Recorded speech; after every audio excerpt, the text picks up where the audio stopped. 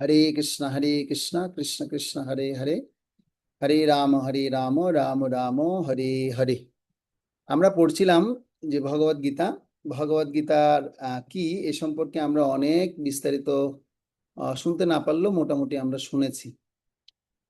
আমরা কি কি পেয়েছি ভগবদ গীতা থেকে গতকালকে?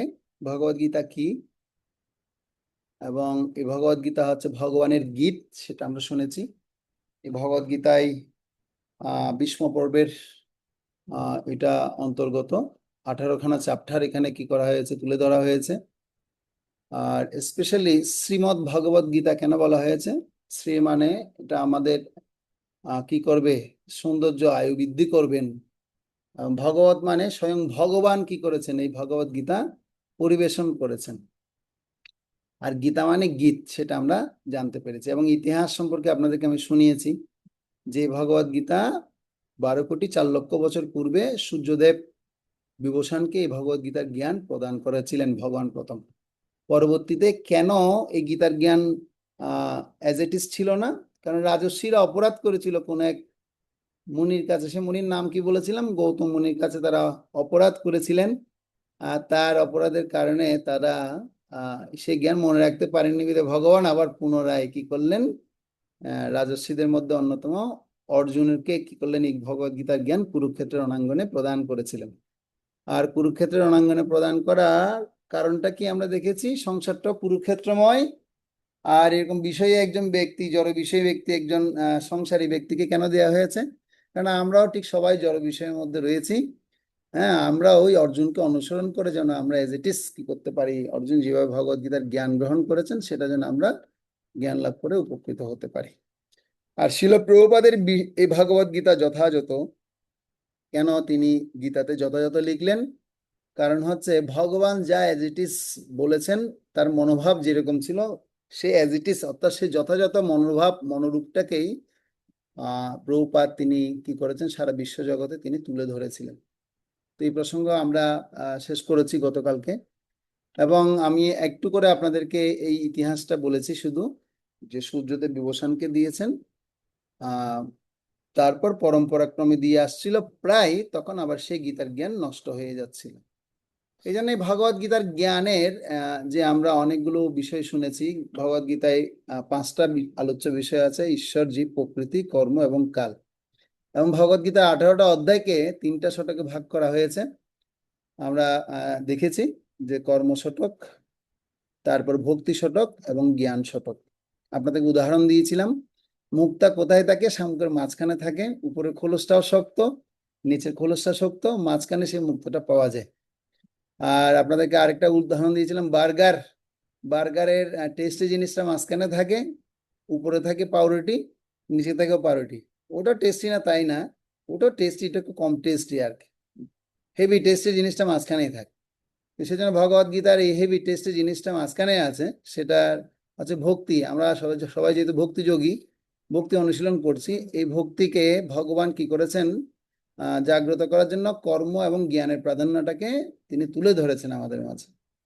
তো এই বিষয় পর্যন্ত আমরা আরো অনেক কিছু বিষয় জেনেছি, যে ভগবদ গীতার একটা শব্দের মধ্যে কতগুলো সমর্থক শব্দ ব্যবহৃত হয়। সেখানে আমরা দেখলাম আত্মাটাকে কতভাবে দেখানো যায়, দেহটাকে কতভাবে বোঝানো যায়। এভাবে আমরা 27টা শব্দের মতো আমরা কি করেছি, পেয়েছি, যেগুলো খুব গুরুত্বপূর্ণ শব্দ, যার অনেকগুলো সমর্থক শব্দ রয়েছে। তারপর আমরা আর কি শুনেছি, আমরা দেখেছি যে বিভিন্ন বিজ্ঞানীরা ভগবদ গীতাকে কত মাহাত্ম্যপূর্ণ করে জগৎবাসীর জন্য পরিবেশন করেছেন, সে বিষয়টা আমরা আন্দাজ করেছি। এবং আমরা দেখেছি যে আহ, এই আমাদের ভারতবর্ষের যে মহাত্মা গান্ধী, তিনি কি বলছেন, যখন সন্দেহ আমাকে ঘিরে ধরে, দূরান্তে কোনো আশার আলো খুঁজে পাই না, ভগবদ গীতাকে আশ্রয় করে আমি আমার অত্যন্ত দুঃখের মধ্যে শান্তি পাওয়ার মতো কোনো শ্লোক খোঁজার চেষ্টা করি। আর যখন আমি পেয়ে যাই, তখন অত্যন্ত দুঃখের মধ্যে আমি সেখানে কি করতে থাকি, হাসতে থাকি। এই জন্য উচিত, প্রত্যেক জ্ঞানবান ব্যক্তির উচিত হচ্ছে কি করে, ভগবদ গীতাকে অবশ্যই আহ সেভাবে খুঁজতে হবে। খুঁজলে তাহলে সেখান থেকে সমস্ত রকমের সমাধান সে পাবে। আপনারা আপনাদের উপলব্ধি বলেছেন যে ভগবদ গীতা কি, আপনাদের উপলব্ধির বাড়তি অনেক কিছু আপনারা শুনতে পেয়েছেন, জানতে পেরেছিলেন।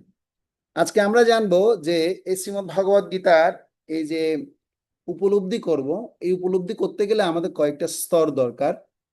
কয়টা স্তরে ভগবদ গীতাকে উপলব্ধি করা যায়?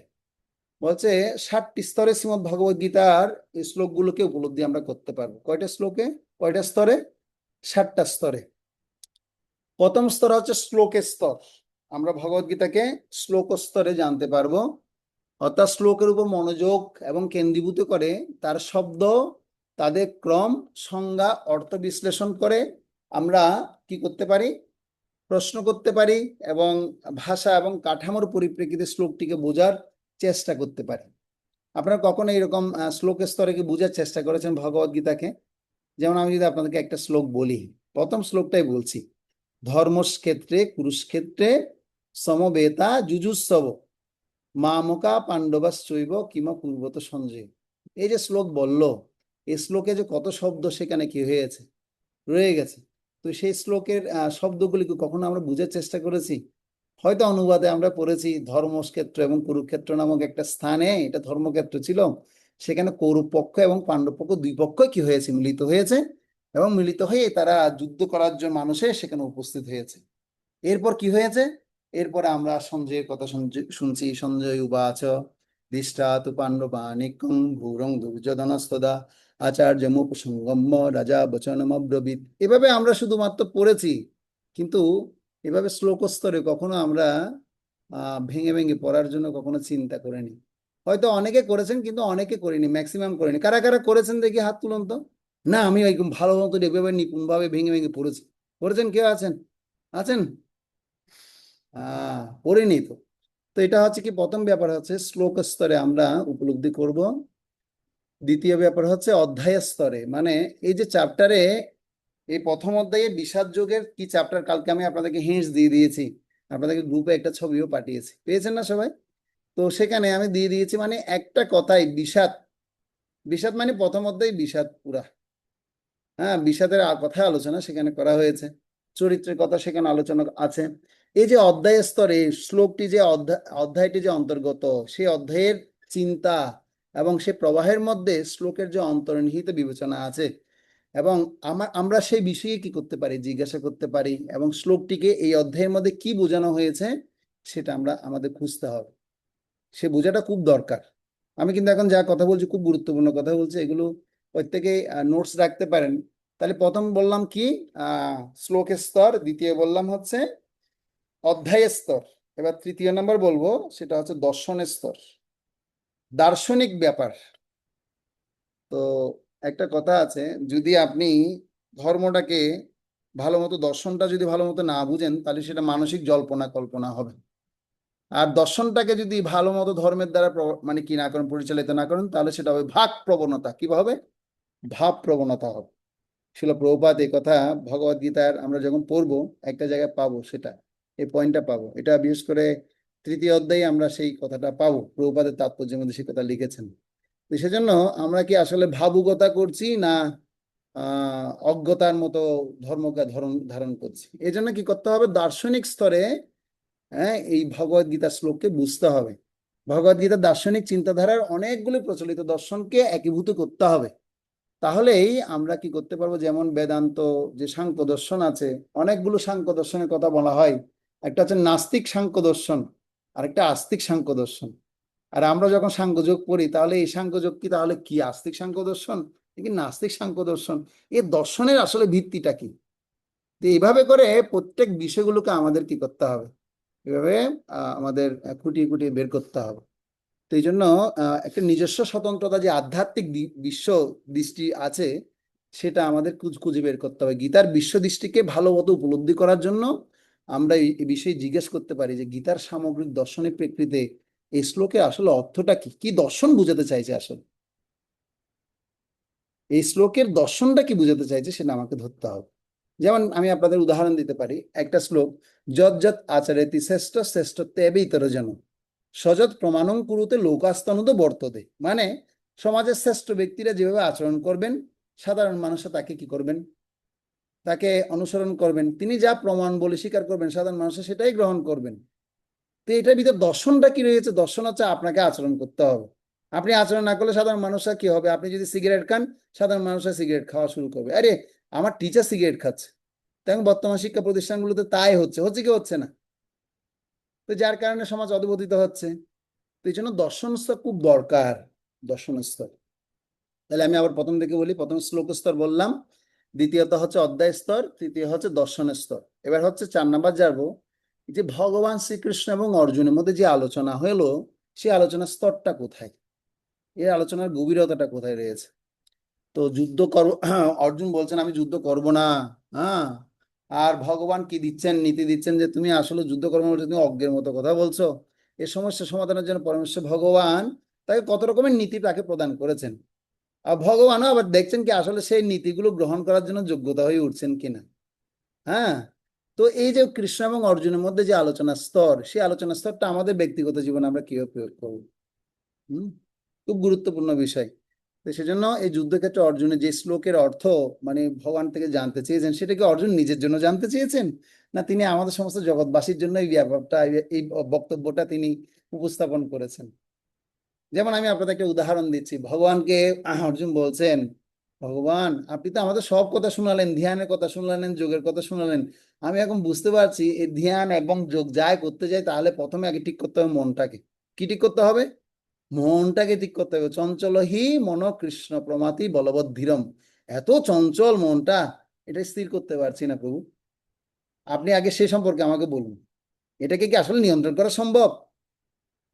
আমি তো দেখতে পাচ্ছি না এটা নিয়ন্ত্রণ করা সম্ভব কিনা। তো এই যে প্রসঙ্গ তিনি তুলে ধরছেন, তো অর্জুন কি আসলে তিনি মনকে নিয়ন্ত্রণ করতে পারছেন না? তিনি যদি মনকে নিয়ন্ত্রণ করতে না পারতেন, তাহলে তিনি সমস্ত এই এই যে এ, স্বর্গে গেলেন, গিয়ে অপ্সরা তাকে কি দিল, তাকে অফার দিল। অফার দিলেন আমি তোমাকে বিয়ে করতে চাই, আর তিনি বলছেন না তুমি তো আমার মায়ের মতো, আমি তোমাকে কি করতে পারবো না। তাহলে তিনি অবশ্যই নিয়ন্ত্রিত ছিলেন কি না? ছিলেন তো। না থাকলে তো তিনি এভাবে করতে পারতেন না, তথাপি তিনি কেন জিজ্ঞাসা করলেন?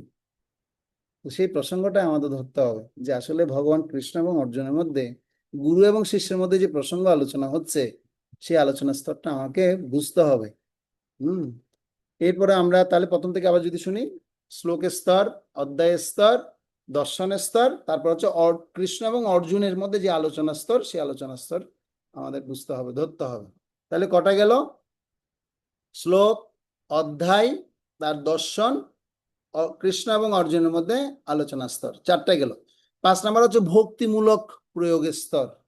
এই যে আমি এই শ্লোকটা যে শুনলাম, ভগবান যেমন ভগবদ গীতা বলছে যে মন্মনা ভব মদ্ভক্ত মজ্জা জিমাং নমস্কুরু, মানে ভগবান বলছে তুমি আমার ভক্ত হও, তুমি আমাকে নমস্কার করো, তুমি যা হোম করো, যৎ করুষি যদৎনাসি যৎ জহুষি দদাসি যৎ, মানে তুমি যা হোম করো, যা যজ্ঞ করো, যা তপস্যা করো, তুমি তৎকুরু সমদর্পণম, তুমি সমস্ত কিছু আমাকে অর্পণ করো।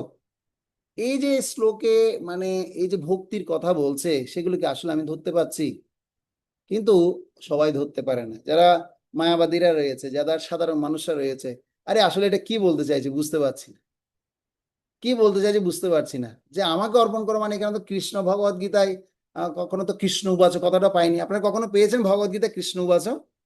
পেয়েছেন কিনা বলুন, মাথা নাড়ুন। কৃষ্ণ উবাচ পেয়েছেন কখনো? পান নাই, তার মানে কি ভগবদ গীতায় কৃষ্ণ বলেননি? হ্যাঁ, যেহেতু কৃষ্ণ উবাচ নাই মানে কৃষ্ণ বলেননি ভগবদ গীতা।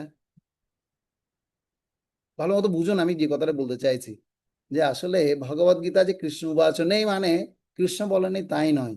যারা মূর্খ ব্যক্তিরা তারা বলেন, এরকম একটা কাহিনীও রয়েছে। আমাদের পূজ্যপাদ শ্রী শ্রীমদ ভক্তি পুরুষোত্তম স্বামী মহারাজ বলেন যে ভগবদ গীতা কে অনেকে নিজেদের মতো ব্যাখ্যা করে উপস্থাপন করে।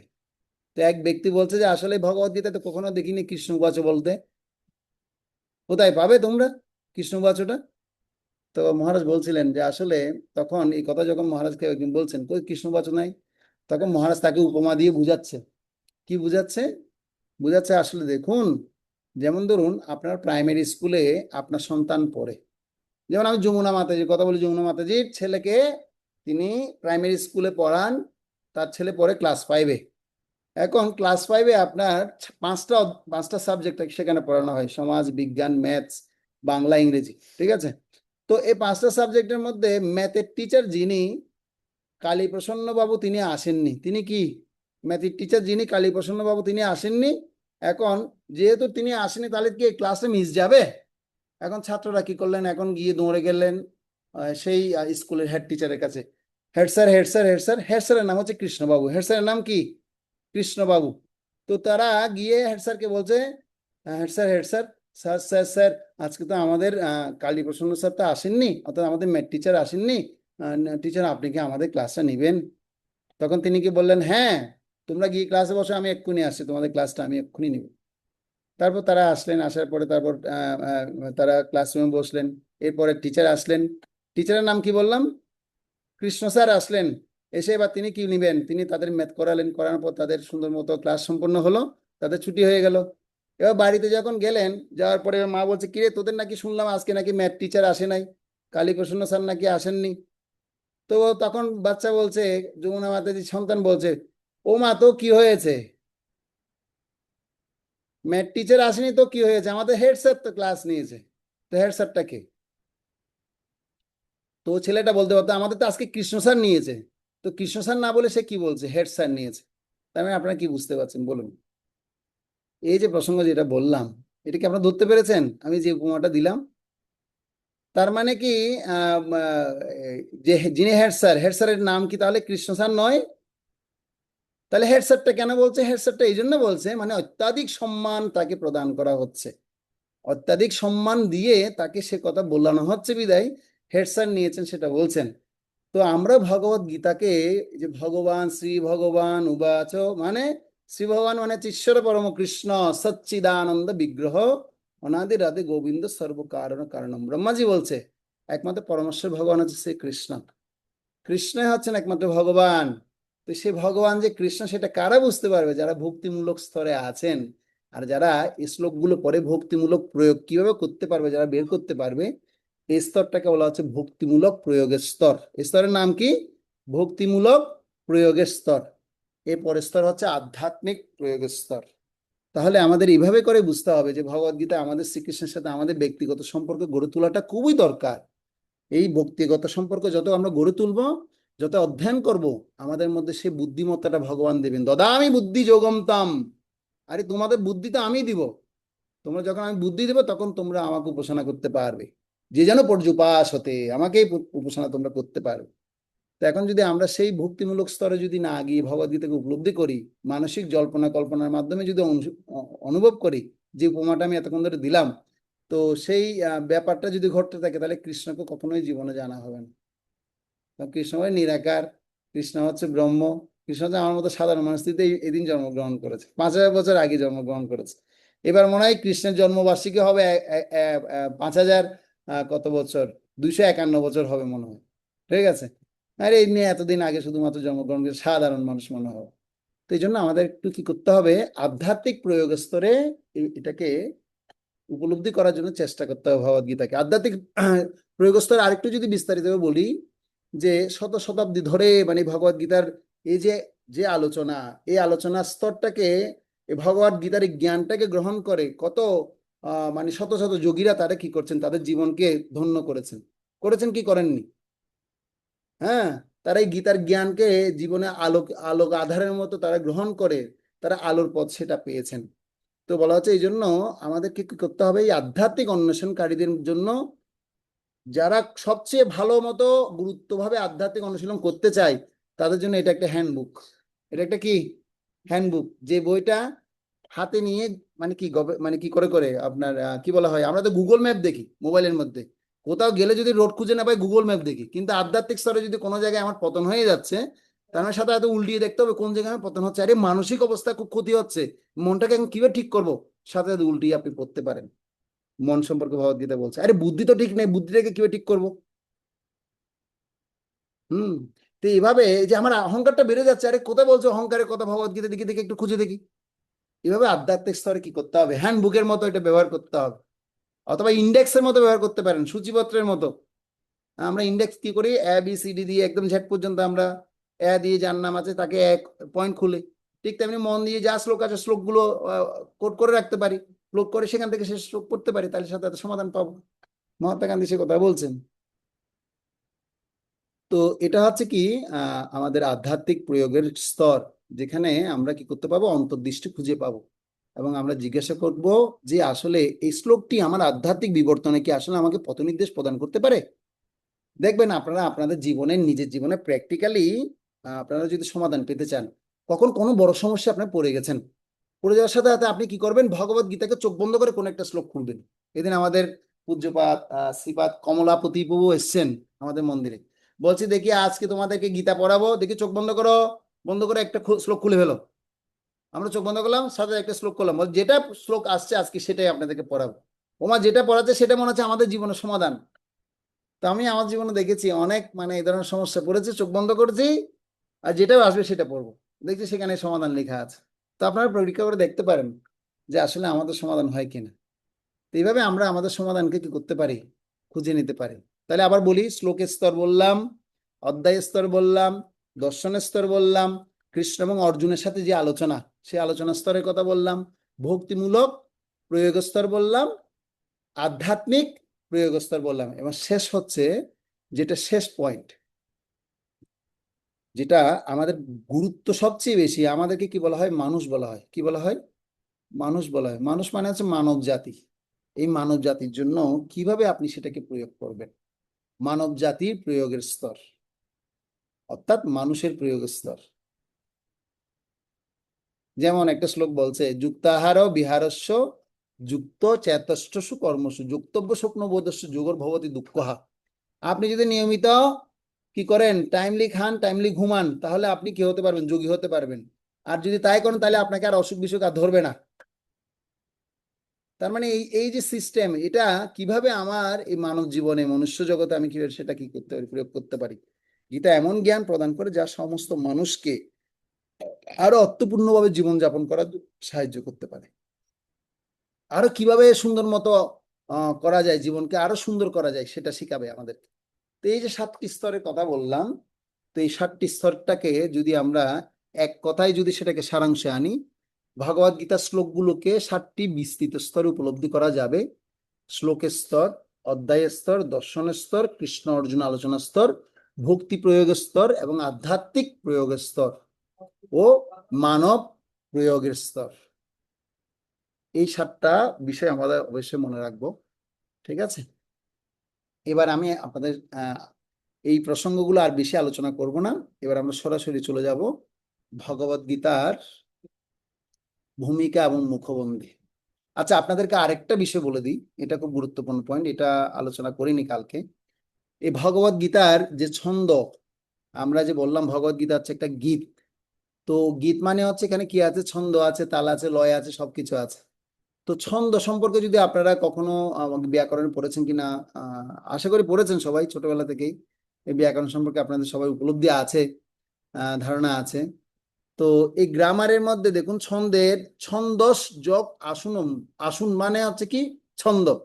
ছন্দ শব্দের অর্থ হচ্ছে যারা, যার দ্বারা আপনি কি পাবেন, আনন্দ পাবেন, আনন্দ উৎপাদিত করবে আপনার হৃদয়ের মধ্যে, যার দ্বারা আপনি কি পাবেন, হৃদয়ের মধ্যে আনন্দ সঞ্চার হবে, আনন্দ উৎপাদিত হবে, সেটাকে কি বলা হচ্ছে, ছন্দ বলা হচ্ছে। যেভাবে পদবিন্যাসকরণে বাক্য শ্রুতি মধুর হয় এবং মনে আনন্দের জন্ম হয়, তাকে ছন্দ বলা হয়। ঠিক আছে, এই জন্য এই ভগবদ গীতার যে ছন্দ, হ্যাঁ, এই ছন্দকে 6টা ছন্দে কি করা হয়েছে, 6টা ছন্দের মধ্যে ভাগ করা হয়েছে। প্রথম হচ্ছে অনুষ্টপ ছন্দ, যেখানে অনুষ্টপ মানে 8টা অক্ষর। অনুষ্টপ ছন্দের প্রতি চরণে বর্ণ বা অক্ষরের সংখ্যা 8 এবং প্রত্যেক চরণের পঞ্চম বর্ণ ও লঘু ও ষষ্ঠ বর্ণ এবং দ্বিতীয় চতুর্থ চরণে সপ্তম বর্ণ লঘু হয়ে থাকে। এই ছন্দের দ্রষ্টা হচ্ছে বাল্মীকি মুনি। হ্যাঁ, অথবা এই ছন্দের সর্বপঞ্চম লঘু এবং ষষ্ঠ হচ্ছে গুরু, দ্বিতীয় এবং চতুর্থ পাদে সপ্তম হ্রাস এবং প্রথম এবং দ্বিতীয় পাদে সপ্তম দীর্ঘ। এগুলো হচ্ছে বিস্তারিত গ্রামারের ভাষা। তো যেটা রচনা করেছেন আপনারা শুধু এটাই, অনুষ্টপ ছন্দ রচনা করেছেন হচ্ছে বাল্মীকি মুনি, তিনি সেটা আমাদেরকে দিয়েছেন। ঠিক আছে, এরপর আছে ইন্দ্রপ্রজা, মানে 11 অক্ষর। ইন্দ্রপ্রজা ছন্দের প্রতি চরণে বর্ণ এবং অক্ষরের সংখ্যা 11, প্রত্যেক চরণে তৃতীয় এবং ষষ্ঠ, সপ্তম এবং নবম বর্ণ লঘু হয়ে থাকে। তৃতীয় হচ্ছে উপেন্দ্র ব্রজা, ছন্দের প্রতি চরণে বর্ণ এবং অক্ষরের সংখ্যা 11, ইন্দ্রব্রজার প্রতি অক্ষরে গুরু না হয়ে লঘু হয়ে উপেন্দ্র ব্রজা হয়। চতুর্থ হচ্ছে উপজাতি বা ইন্দ্রব্রজা বা উপেন্দ্র ব্রজার মিশ্রিত ছন্দের নাম হচ্ছে উপজাতি। এরপর হচ্ছে বিপরীত পূর্বা, যেটা হচ্ছে চারি চরণের প্রথম চারটি ইন্দ্রপ্রজা এবং অপর তিনটি চরণ উপেন্দ্র প্রজা হলে সেটি বিপরীতে পূর্বা নামে কথিত হয়ে থাকে। এবং ষষ্ঠ হচ্ছে গীতার অর্শ প্রয়োগ। আর্শ প্রয়োগ মানে গীতার আর্শ প্রয়োগে আছে, বলে যে যে স্থানে আপনার স্থানে স্থানে ছন্দ বিষয়ক সাধারণ নিয়মকে ব্যতিক্রম কি করা হয়, দেখা যায়। তো এগুলো আরো অনেক ডিটেলস আছে।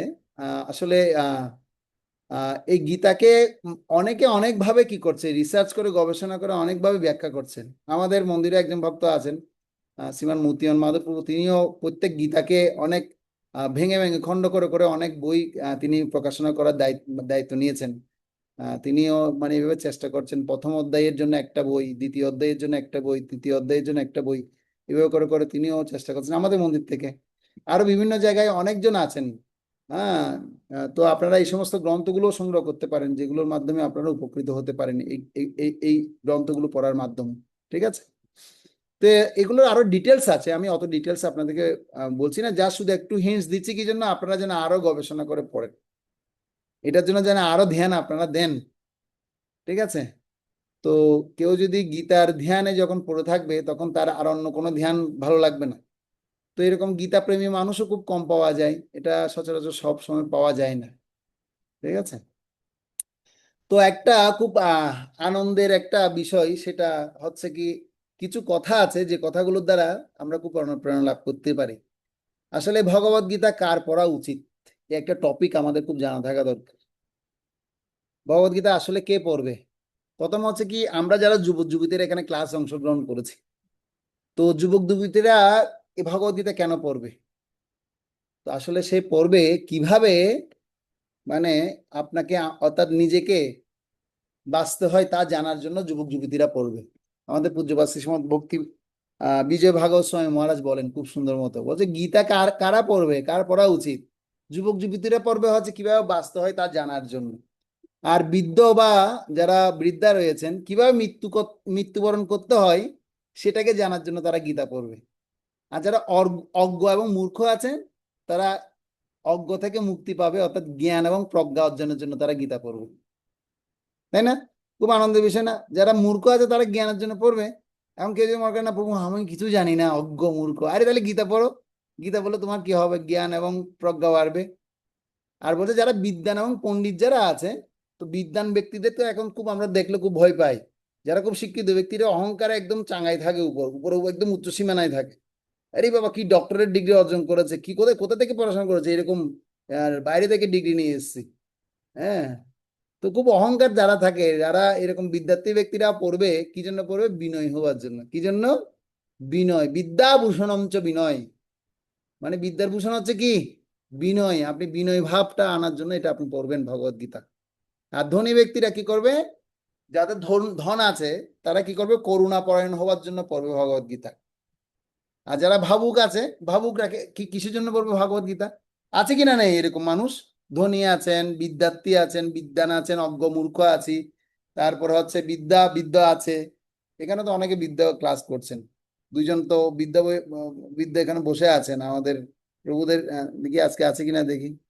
হ্যাঁ, তারা বসে কি করছেন? ক্লাস করেন। কালকে অনেক করে চাইছেন একটু বলার জন্য, চৈতন্য চরণ না কি নাম জানি দেখছিলাম কালকে। তো আর বলছে যারা দুর্বল ব্যক্তি তারা শক্তি লাভের জন্য কি করেন? ভগবত গীতা পড়েন। আর যারা বাস্তববাদী তারা পরামর্শের জন্য কি করেন? ভগবত গীতা পড়েন। আমার মনে পড়ে আমাদের একটা আহ ভক্ত আছেন, পূজ্যপাদ শ্রীমৎ গোপাল কৃষ্ণ গোস্বামী মহারাজের একজন বিজনেস ম্যাগনেট ভক্ত ছিলেন।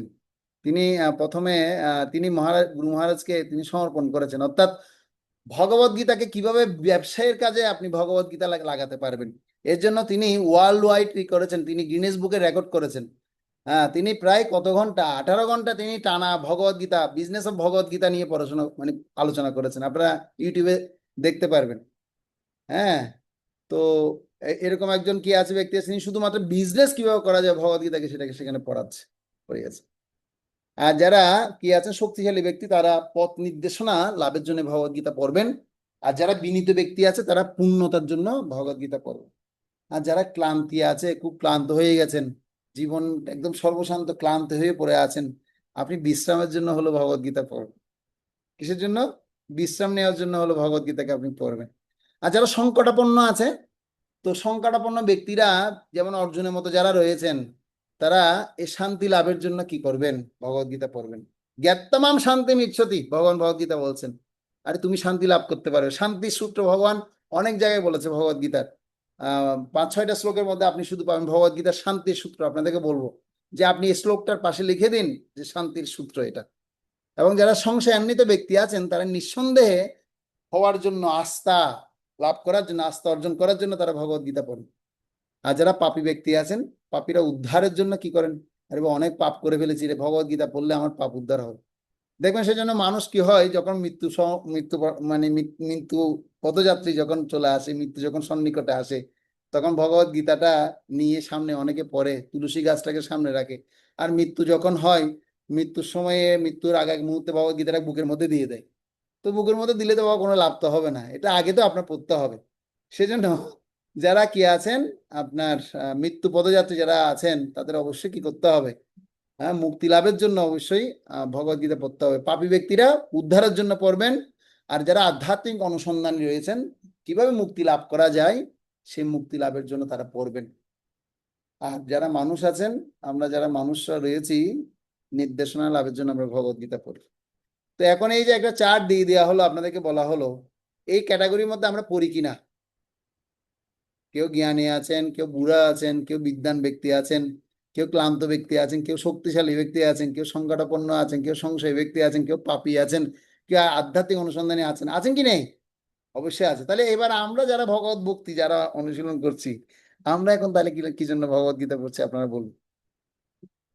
কি জন্য ভগবত গীতা আমরা পড়ছি? নির্দেশনা লাভের জন্য। কারা কারা পড়ছেন দেখি হাত তুলুন তো, একটু নির্দেশনা আমাদেরকে দিবি। মানুষ হিসেবে আমরা নির্দেশনা লাভ করব। নির্দেশনা কেউ নেই ভাই, কি বলছেন? আমি তো নির্দেশনা লাভ করার জন্য পড়ছি। আর যদি বলা হচ্ছে না মুক্তি লাভের জন্য পড়ছি, মনে হয় আপনারা সবাই মুক্তি লাভের জন্য বসে আছেন, মনে হয় মুক্তি লাভ চাই আপনাদের। আরে মুক্তি 5 প্রকারের মুক্তি আছে আপনার। সাযুজ্য মুক্তি, সারূপ্য মুক্তি, সালোক্য মুক্তি, শাস্ত্রী, হ্যাঁ, সামীপ্য, এই ধরনের 5 প্রকারের মুক্তিও হচ্ছে ভক্তির অনুকূলে না, সেটা প্রতিকূল বিষয়। বুঝতে পারলেন? যারা মুক্তি লাভের জন্য না গীতা পড়লে মুক্তি পাবো, না, এটা ভুল করছেন। চৈতন্য মহাপ্রভু বলছে কৃষ্ণ ভক্তির বাদক যত শুভ অশুভ কর্ম, সে তো জীবের এক অজ্ঞানতম ধর্ম। সেটা অজ্ঞান। যদি আপনি মুক্তি লাভের জন্য আশা আশা করে পুণ্য কর্ম হবে, তাহলে আমি একটু ভগবত গীতা পড়লে পুণ্যি হবে, আমার পুণ্যি হবে। ইন্ডিয়াতে কি হয়, ছোট ছোট ভগবত গীতা বিক্রি করে আপনার। আমার কাছে এখানে 50টা আছে, মানে নিয়ে আসছি মানুষকে 10 টাকা দামে, কি করবো দেওয়ার জন্য। আসলে দেওয়ার অর্থ হচ্ছে মানে প্রতিদিন যেন সে পড়ে। হ্যাঁ, গীতা দিলে কি হবে? পুণ্য হবে। আর পুণ্য হলে স্বর্গে যাবে। আসলে ভগবত গীতা এটার জন্য পড়লে ভুল করব, আমরা যারা ভগবত ভক্তি অনুশীলন করছি, এটার জন্য করলে আমাদের ভুল হবে। আমাদের ভগবত গীতা কি করতে হবে? করতে হবে ভগবানের ভগবত ভক্তি অনুশীলনে, যেন আমরা যে সমস্ত বাধাগুলো আমাদের আছে, সে বাধাগুলো যেন আমরা অতিক্রম করতে পারি। সেজন্য আমাদের ভগবত ভক্তদের পড়া উচিত। যখন সংকট আসবে, সংশয় থেকে মুক্ত হওয়ার জন্য ভগবত গীতা আমাদের পড়া উচিত। ঠিক আছে? তো এ হচ্ছে মোটামুটি আমাদের এই প্রসঙ্গ। এবার আপনারা আপনাদের হাতে যে ভগবত গীতা আছে, আপনারা ভগবত গীতা একটা একটু বের করুন। বের করে এইভাবে রাখুন, দেখি দেখান সবাই। ভগবত গীতা দেখি দেখান তো। এবার মাথায় নেন তো দেখি, সবাই মাথায় নেন তো। আরে মাথায় নেন, লজ্জা পাচ্ছেন কেন? আর কেউ দেখছে না, আমরা শুধু যারা ক্লাস করছি তারাই দেখতে পাচ্ছি। গীতায় মাথা নেবেন কেন? লজ্জার কি আছে? এবার দেখেন আমি মাথা নিয়েছি। হ্যাঁ, এই যে ভগবত গীতাটা মাথায় তুললেন, এই ভগবত গীতাকে মাথায় নিয়ে এবার আমরা খুলবো আজকে, ভগবত গীতা খুলে পড়াও। সেজন্য ভগবত গীতাকে মাথায় তুলতে বলেছি সবাইকে। ঠিক আছে? তো প্রভুপাদ বলছেন যে গীতার উপদেশ ভাই বুঝো ভালো করি, পাইবে কৃষ্ণের চরণ, ভজিব শ্রীহরি। গীতার উপদেশ ভাই বুঝো ভালো করি, পাইবে কৃষ্ণের চরণ, ভজিব শ্রীহরি। কার উপদেশ জানতে বলছে আগে? গীতার উপদেশটা আগে ভালো মতো জানো, তাইলে কার চরণ পাবে? কৃষ্ণের চরণ পাবে। আর কৃষ্ণের চরণ যখন পাবে, তখন আমরা কৃষ্ণের চরণকে ভালো মতো ভজনা করতে পারো। গীতার উপদেশটাই যদি ভালো মতো যদি না বুঝি, তাহলে কৃষ্ণচরণটা অনেক দুরূহ ব্যাপার, অনেক কঠিন ব্যাপার। কৃষ্ণচরণ এত সহজ? কৃষ্ণচরণ কারা লাভ করতে পারে? কারা লাভ করতে পারবে? কারা কারা কৃষ্ণচরণ লাভ করেছেন দেখি হাত তুলুন তো। কারা কারা লাভ করেছে? উমা, আপনাদের বিশ্বাস নেই? আপনারা কৃষ্ণচরণ পেয়ে গেছেন সবাই অলরেডি? আপনারা সবাই ভগবানকে সেবা করছেন না? ভগবানের বিগ্রহ আছে, চিত্রপটে আপনার সেবা করছেন, সবাই আপনার ভগবানের সেবা করছেন, তাই না? তাহলে এত সংশয় কেন? সংশয়টাকেই দূর করার জন্য ভগবদ গীতা আমাদের পড়তে হবে। এবার দেখুন, আমরা এই যে ভগবদ গীতা খুলছি, খুলে দেখুন প্রথম পৃষ্ঠা খুলুন। পুঁতে লেখা কি লেখা আছে? গীত উপনিষদ। কি লেখা আছে? গীত উপনিষদ। ঠিক আছে? তো এই গীতা উপনিষদ খুললাম। খোলার পরে দেখুন এরপর কি লেখা আছে? সমর্পণ লেখা আছে। কি লেখা আছে? সমর্পণ পেয়েছেন আপনার পৃষ্ঠাটা? খুঁজে পেয়েছেন সমর্পণের পৃষ্ঠাটা? সবাই দেখুন সমর্পণ, যাদের নতুন ভগবদ গীতা, সে নতুন ভগবদ গীতার দেখুন সমর্পণ পৃষ্ঠাটা দেখুন সবাই। সমর্পণে কি লেখা আছে? বেদান্ত দর্শনের তত্ত্ব প্রকাশক গোবিন্দ ভাষ্য প্রণেতা বৈষ্ণবাচার্য শিল বলদেব বিদ্যাভূষণের করকমলে শিল প্রভুপাদ এই ভগবদ গীতাকে উৎসর্গ করেছে। বুঝা যাচ্ছে? অর্থাৎ কোন গ্রন্থকার যদি কখনো গ্রন্থ লিখেন, তখন তিনি তার প্রিয় ব্যক্তির কাছে তিনি কি করেন? সেটাকে সমর্পণ করেন। আর শিল প্রভুপাদের বেলায় তিনি এই প্রিয় ব্যক্তি বলদেব বিদ্যাভূষণকে কেন খুঁজে পেয়েছেন? তার একটা সুন্দর ইতিবৃত্তি বা কাহিনী আছে। সেই কাহিনীটা আপনাদেরকে আমি বলছি, আপনারা সব মনোযোগ দিয়ে শুনবেন, ঠিক আছে? খুব গুরুত্বপূর্ণ কাহিনী। তো এই কাহিনী আপনার বিশেষ করে আমরা জানি যে আমরা যারা বৈষ্ণব হওয়ার জন্য সবাই প্রস্তুতি নিচ্ছি, আমরা কোন পরম্পরার সাথে যুক্ত আছি? ব্রহ্মবদ্ধ গরীয় সম্প্রদায়ের সাথে যুক্ত আছি। তো আমরা যে ব্রহ্মবদ্ধ গরীয় সম্প্রদায়ে যে যুক্ত আছি, এই ব্রহ্মবদ্ধ গরীয় সম্প্রদায়ের আমাদের গরীয়দের আগে পূর্বে কখনো এ ধরনের ভগবদ গীতার বা এরকম গরীয়দের কোনো ভাষ্য ছিল না। কি ছিল না? এরকম কোনো শাস্ত্রিক ভাষ্য ছিল না।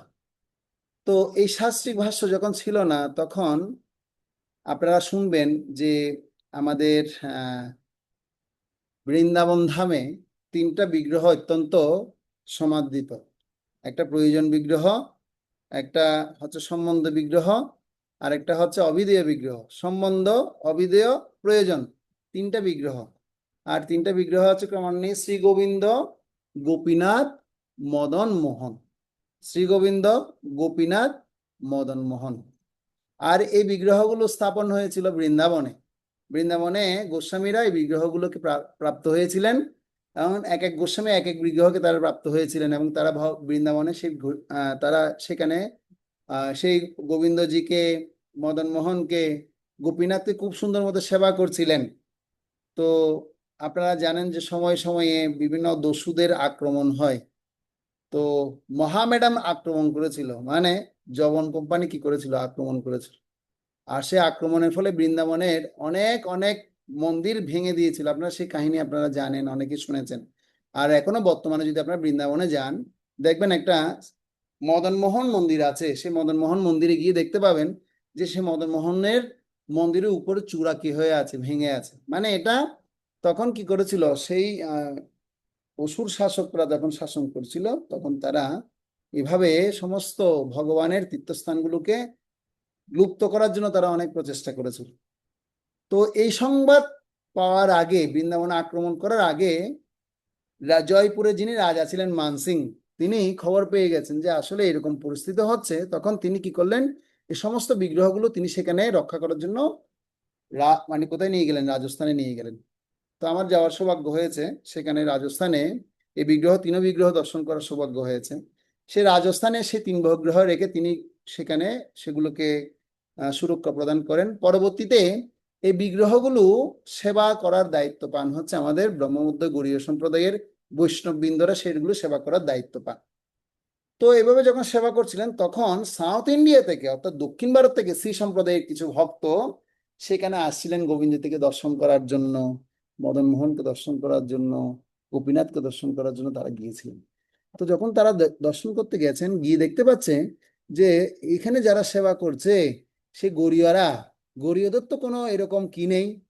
এই যে আমরা ব্রহ্মমুদ্র গৌড়ীয় সম্প্রদায় আচার্য যারা আমরা আছি, এই গৌরীয়দের তো কোনো এরকম কি নেই, প্রকৃত কোনো ভাষ্য নেই। তো এই কথা তখন রাজার মনে কি করে দিল, মানে একটা কি বলা হয়, মানে সুন্দর মনের মধ্যে বিষ ঢেলে দেওয়া আর কি। মনটা খুব ভালো আছে, ওই যে কুমন্ত্রণা, মন্থরার মতো কি ঢেলে দিয়েছে। তার মনটা কত সুন্দর যে তার ছেলে রাজা হবে, আর সেখানে মন্ত্রণা বিষ ঢেলে দিয়ে মানে রামকে কোথায় পাঠালো? বনে পাঠিয়ে দিল। হ্যাঁ, আর সেই কৈকির কিন্তু কি ছিল না, এরকম মানে মনোবাসনা ছিল না। ঠিক তেমনি ওই রাজার মনে বিষটা ঢেলে দিয়েছে।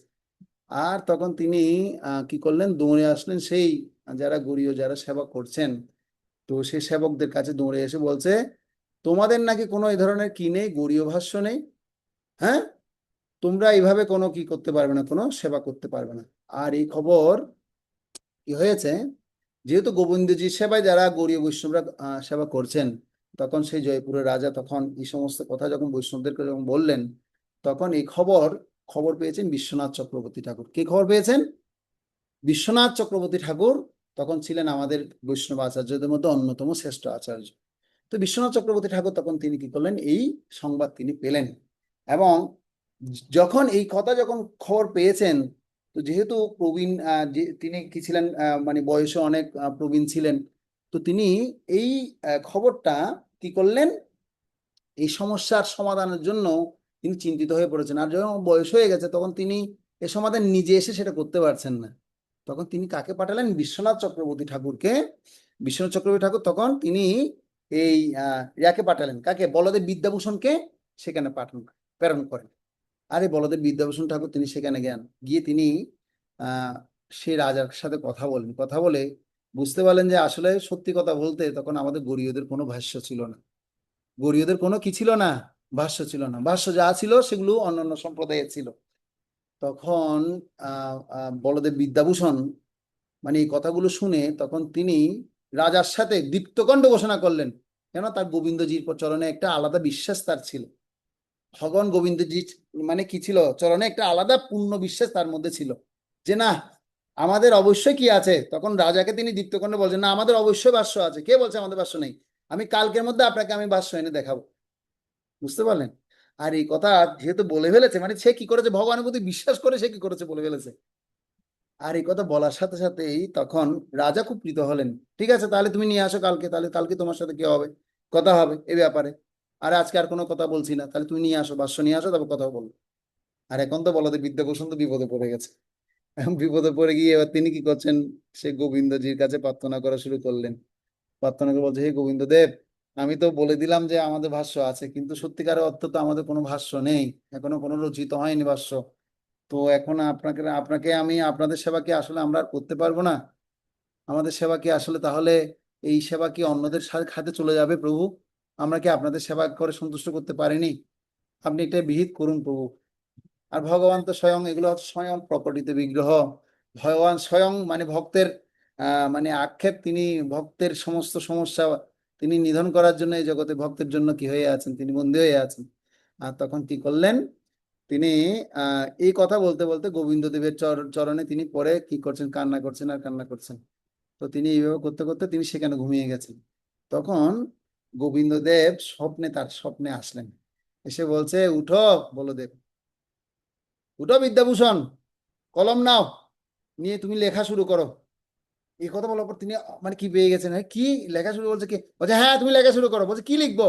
বলছে কি লিখবে সেটা আমি বলবো, তুমি শুধু লিখতে থাকো, লিখতে শুরু করো। আর এই কথা বলার সাথে সাথেই তিনি কি করলেন, কলম ধরার সাথে সাথে তখন কি হচ্ছে, ঠকঠক ঠকঠক করে শুধু লিখছে আর লিখছে, লিখছে আর লিখছে। সে ভাষ্য এমন বিস্তার ভাষ্য তৈরি হয়ে গেছে, এই পৃথিবীতে এরকম গোবিন্দ মানে গোবিন্দজি যে অর্থাৎ বলদেব বিদ্যাভূষণ লিখিত যে ভাষ্য তৈরি হয়েছে, এই ভাষ্যকে খণ্ডন করার মতো কেউ আর পৃথিবীতে রইল না। তখন এই ভাষ্য যখন রচনা হয়ে গেছে, ভোরবেলা উঠে দেখছে কি বিশাল কি হয়ে গেছে, পর্চা তৈরি হয়ে গেছে, বিশাল বড় মানে ভাষ্য তৈরি হয়ে গেছে।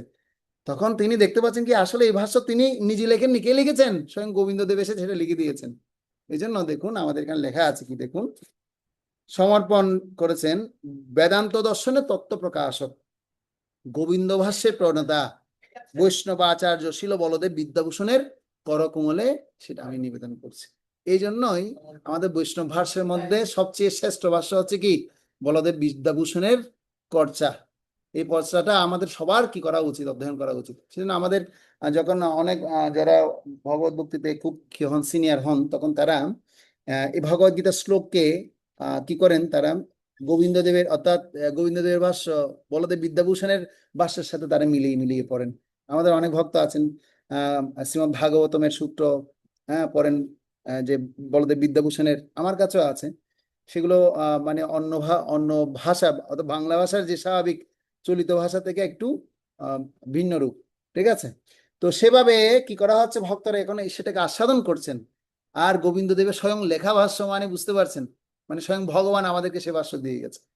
এরপরে রাজা মানসিংকে যখন দেখানো হয়, রাজা তখন অত্যন্ত প্রসন্ন হয়েছে, বলছে তাহলে এরা যে আমাকে বললো, বলছে তারাই হচ্ছে ভুল, তোমরাই হচ্ছে সঠিক, তোমরাই ভগবান গোবিন্দদেবের সেবা চালিয়ে যাবে, তোমাদের সেবা কেউ কি পারবে না, কেড়ে নিতে পারবে না।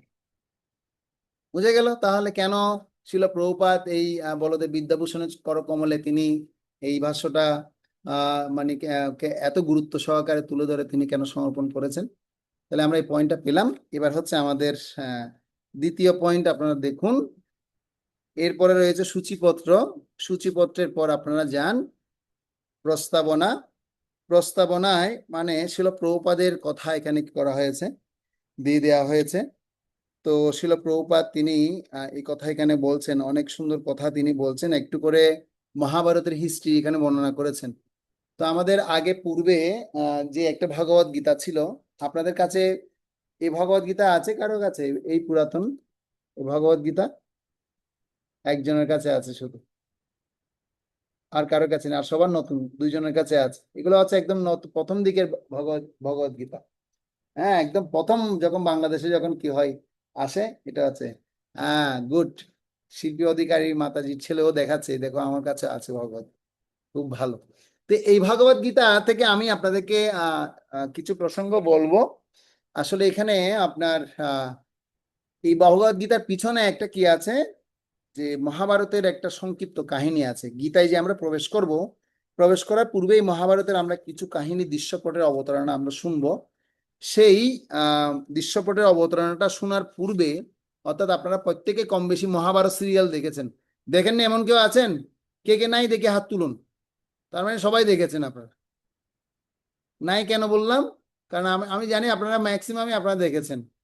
হ্যাঁ, রামানন্দ সাগরের একটা খুব সুন্দর মহাভারত সিরিয়াল ছিল, রামায়ণ ছিল, এগুলো আপনারা সবাই দেখেছেন, ছোটবেলায় দেখেছেন বা বিভিন্ন টিভি সিরিয়ালে দেখেছেন, খুব ভালো লাগে আমাদের এগুলো। আর এই কাহিনী আমি দেখতে দেখতে পুরো মুখস্থ করে ফেলেছিলাম।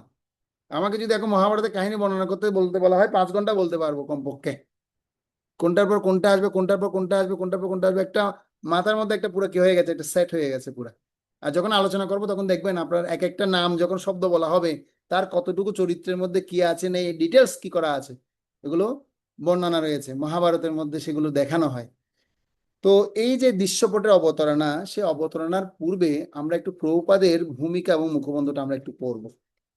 যেহেতু প্রভুপাদ এখানে এই যে ভূমিকা এবং মুখবন্ধ আমাদেরকে দিয়েছেন, সেই মুখবন্ধের মধ্যে প্রভুপাদ কি বলতে চেয়েছেন এবং কি উদ্দেশ্য এবং মনোভাব প্রভুপাদ এখানে স্থাপন করেছেন, সেই মনোভাব এবং উদ্দেশ্যগুলো আমরা কি করব, চর্চা করব, যেগুলো আমাদের জন্য খুবই দরকার, খুব প্রয়োজন।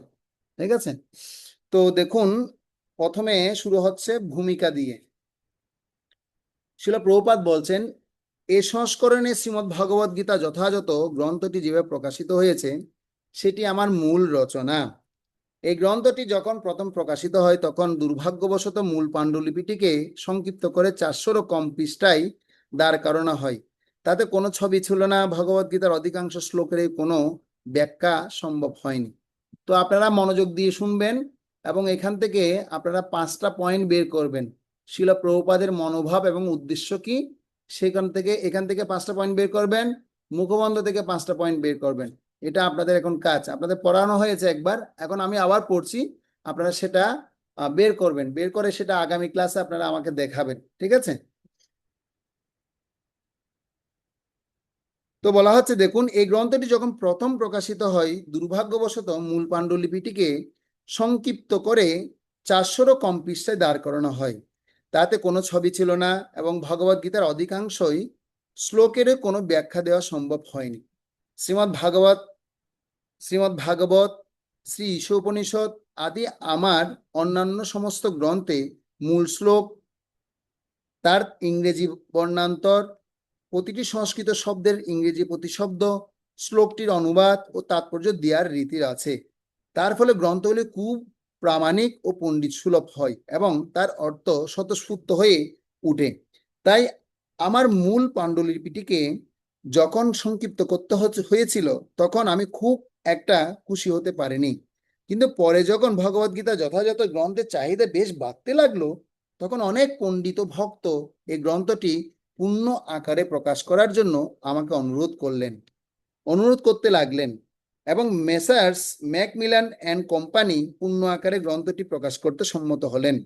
তাই গুরু পরম্পরাক্রমে লব্ধ ভগবদ গীতার পূর্ণ জ্ঞান ও যথার্থ ব্যাখ্যা সহ দিব্য জ্ঞান সমন্বিত এই মহৎ গ্রন্থটি পাণ্ডুলিপিকে প্রকাশ করতে চেষ্টা করা হচ্ছে, যাতে আরো সুষ্ঠু ব্যাপকভাবে কৃষ্ণ ভাবনামৃত আন্দোলন এই পৃথিবীতে প্রতিষ্ঠিত হয়। অত্যন্ত কল্যাণকর প্রকৃতপক্ষে এই আন্দোলনের পিতা হচ্ছেন শ্রীকৃষ্ণ নিজেই। খুব গুরুত্বপূর্ণ পয়েন্ট আমি পড়ছি এখন, কারণ বহুদিন পূর্বে তিনি এই আন্দোলনটি শুরু করেন, কিন্তু গুরু পরম্পরার ধারায় আজকের মানুষের কাছে তা সুলভ হয়ে নেমে এসেছে। এ সম্পর্কে যদি আমার কোনো কৃতিত্ব থাকে, তবে সেটা আমার ব্যক্তিগত কৃতিত্ব নয়, তা আমার পরমারাধ্য গুরুদেব ওম বিষ্ণুপাদ পরমহংস পরিব্রাজক আচার্য অষ্টোত্তর শত শ্রী শ্রীমৎ ভক্তি সিদ্ধান্ত সরস্বতী গোস্বামী প্রভুপাদের কৃতিত্ব। এই বিষয়ে আমার যদি কোনো কৃতিত্ব থেকে থাকে, তবে সেটি শুধু এই জন্যই যে ভগবদ গীতাকে আমি অবিকৃতভাবে নিবেদন করার চেষ্টা করেছি। ভগবদ গীতা কিভাবে নিবেদন করার চেষ্টা করেছেন? অবিকৃতভাবে, কোনো প্রকার বিকৃত হয়নি সেটা।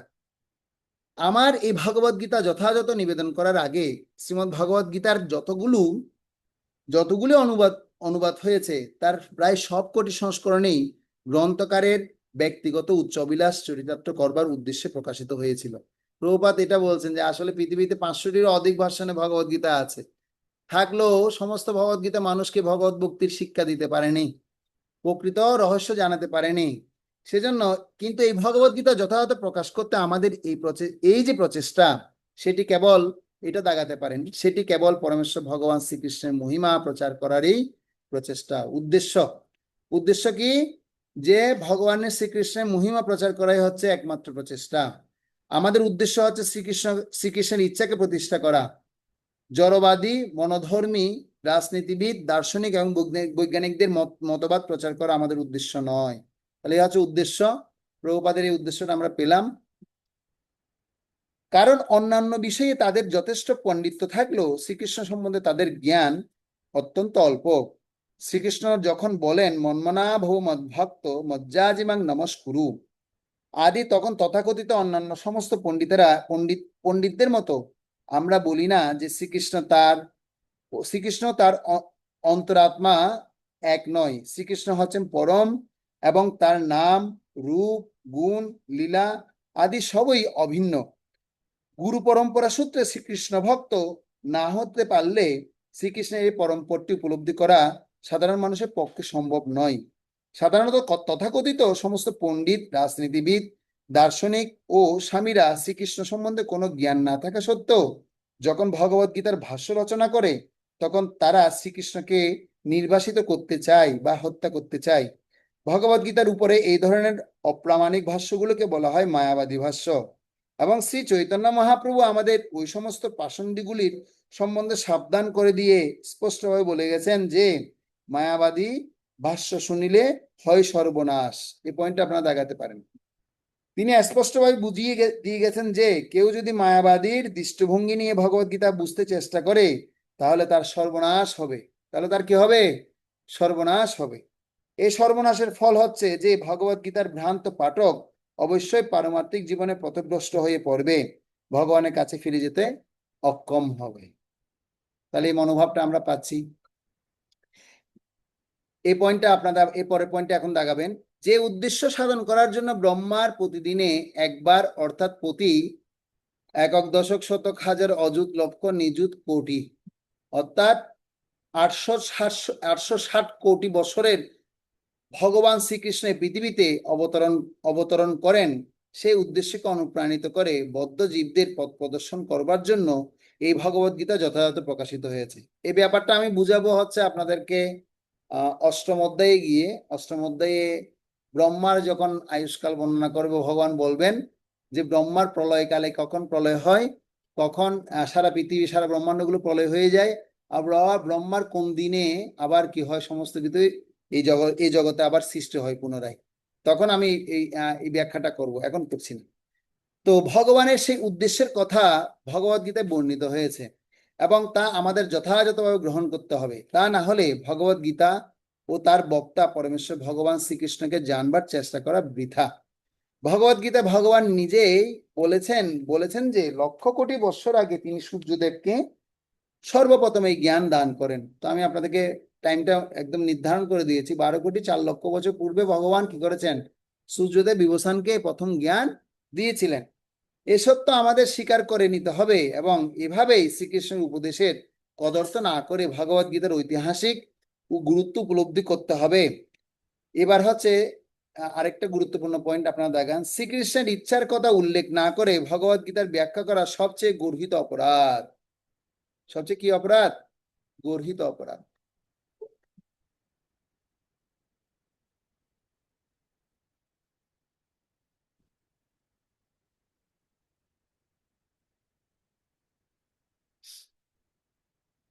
তারপর বলা হচ্ছে দেখুন,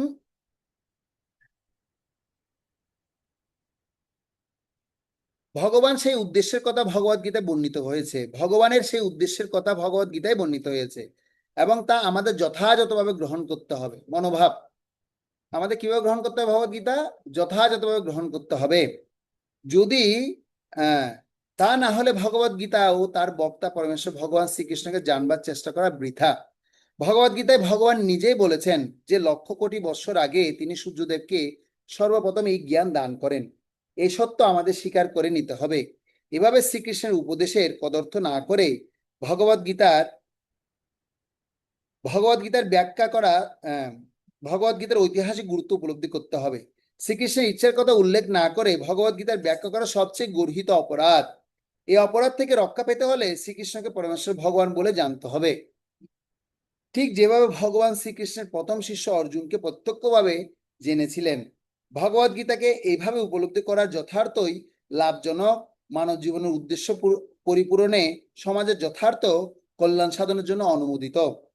কৃষ্ণ ভাবনামৃত আন্দোলন মানব সমাজের পক্ষে অপরিহার্য, যেহেতু তার জীবনের সর্বোচ্চ পূর্ণতা প্রদান করে। সেটি কিভাবে সম্ভব তা সম্পূর্ণভাবে ভগবদ গীতায় ব্যাখ্যা করা হয়েছে। দুর্ভাগ্যবশত জরা আসক্ত তার্কিকেরা ভগবদ গীতার অজুহাত দেখিয়ে তাদের আসরিক প্রবৃত্তিগুলি চরিতার্থ করবার চেষ্টা করছে, মানুষকে বিপথে চালিত করছে, যার ফলে সাধারণ মানুষ তাদের জীবনের সহজ সরল উদ্দেশ্যটি উপলব্ধি করতে পারছে না। সকলেরই উচিত শ্রীকৃষ্ণের মাহাত্ম্য উপলব্ধি করা। এই লাইনটা দেখাবেন, সকলের উচিত ভগবান শ্রীকৃষ্ণের মাহাত্ম্য উপলব্ধি করা এবং প্রতিটি জীবের স্বরূপ সম্বন্ধে অবগত হওয়া। প্রত্যেকেরই জানা উচিত যে প্রতিটি জীব হচ্ছে ভগবানের নিত্য সেবক এবং শ্রীকৃষ্ণের সেবা না করলে তাকে জড়া প্রকৃতির 3টি গুণের দ্বারা প্রভাবিত হয়ে মায়ার সেবা করতে হবে এবং তার ফলে জন্ম মৃত্যুর আবর্তে নিত্যকাল আবর্তিত হতে হবে। এমনকি তথাকথিত মুক্তিকামী মনোধর্মী মায়াবাদীদেরও এই প্রচন্ড দুঃখের হাত থেকে নিস্তার নেই। ভগবদ গীতার জ্ঞান হচ্ছে একটি মহৎ বিজ্ঞান এবং নিজের যথার্থ কল্যাণ সাধন করার জন্য এই জ্ঞান আহরণ করা প্রতিটি জীবের পরম কর্তব্য। সাধারণ মানুষ, বিশেষ করে এই কলিযুগে শ্রীকৃষ্ণ বহিরঙ্গা প্রকৃতির দ্বারা মোহিত, বিভ্রান্ত হয়ে তারা মনে করে যে জড় সুখ স্বাচ্ছন্দ্যের উন্নতি সাধন করার ফলেই প্রতিটি মানুষ সুখী হতে পারবে। তারা জানে না যে এই জড়া প্রকৃতি বা ভগবানের বহিরঙ্গা শক্তি অত্যন্ত প্রবল, যেহেতু প্রতিটি জীবে জড়া প্রকৃতির কঠিন নিয়মের বন্ধনে আবদ্ধ। ভগবানের বিভিন্ন অংশ হওয়ার ফলে জীব আনন্দময় ও তার স্বাভাবিক প্রবৃত্তি হচ্ছে ভগবানের সেবা করা।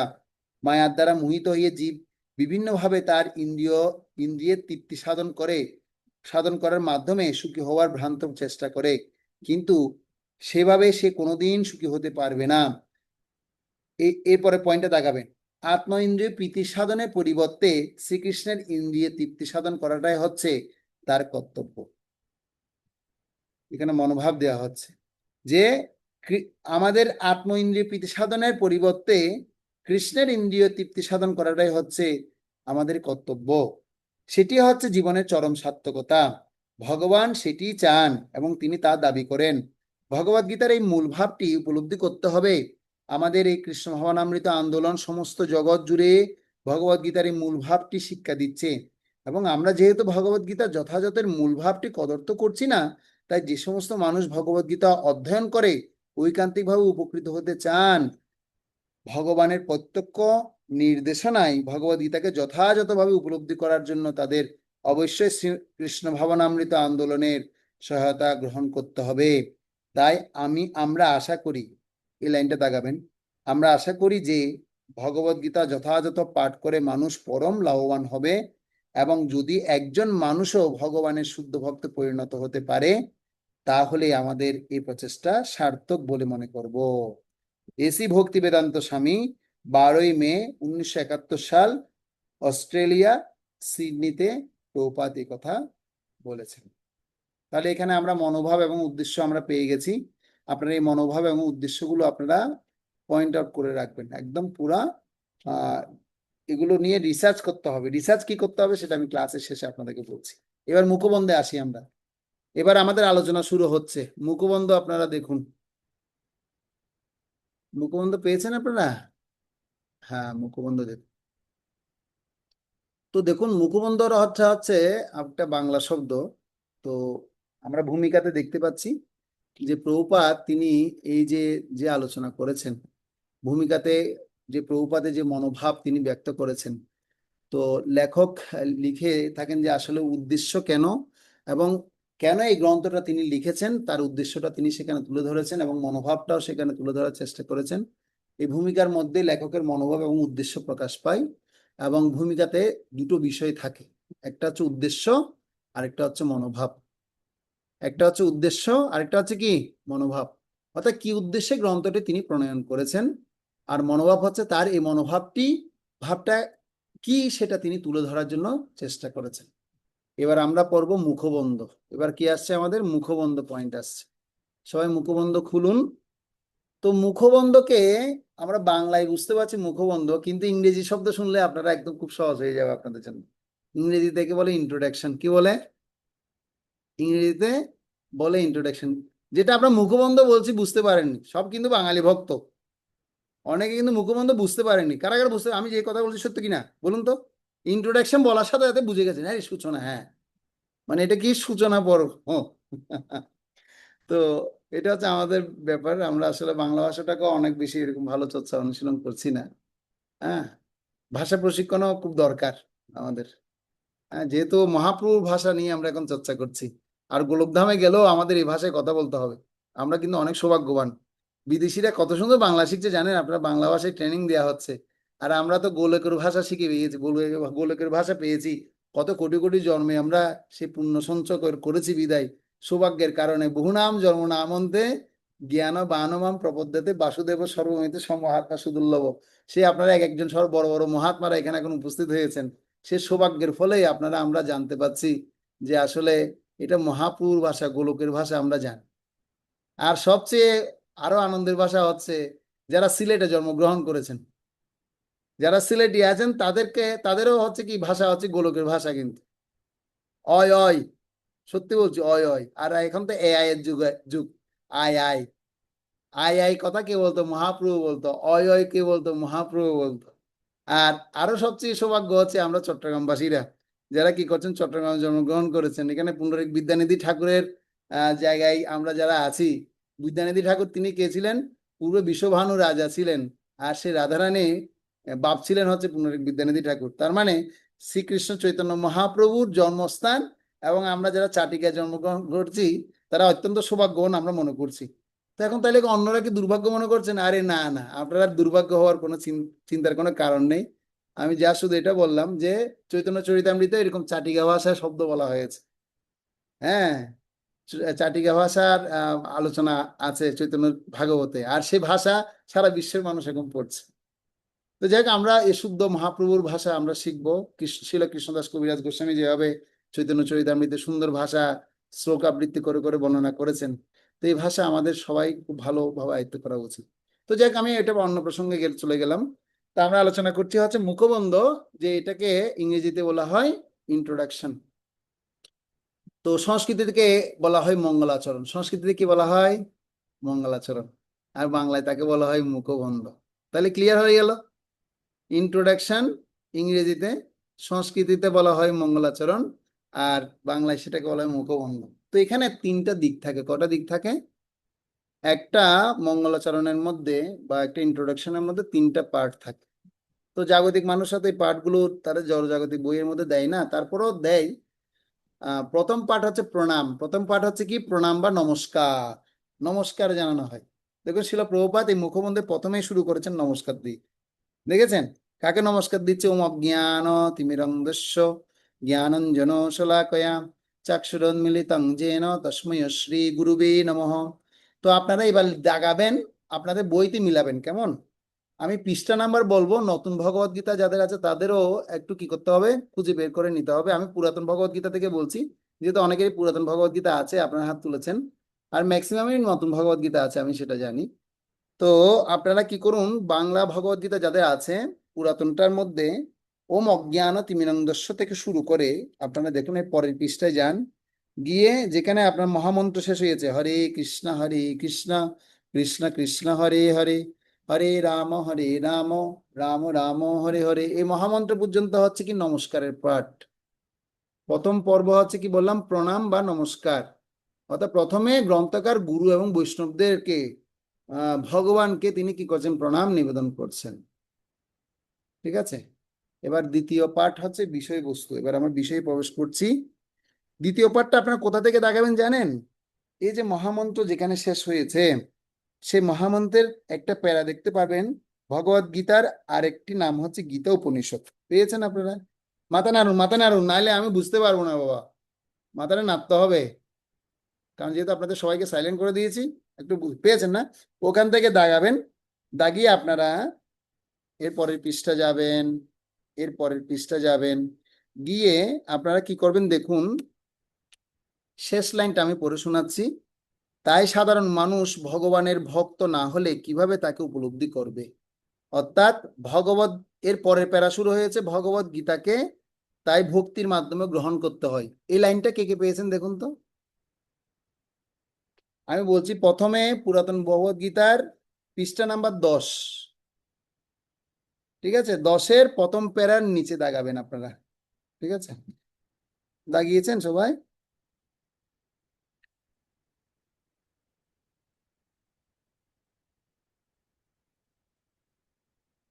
পেয়েছেন কি না?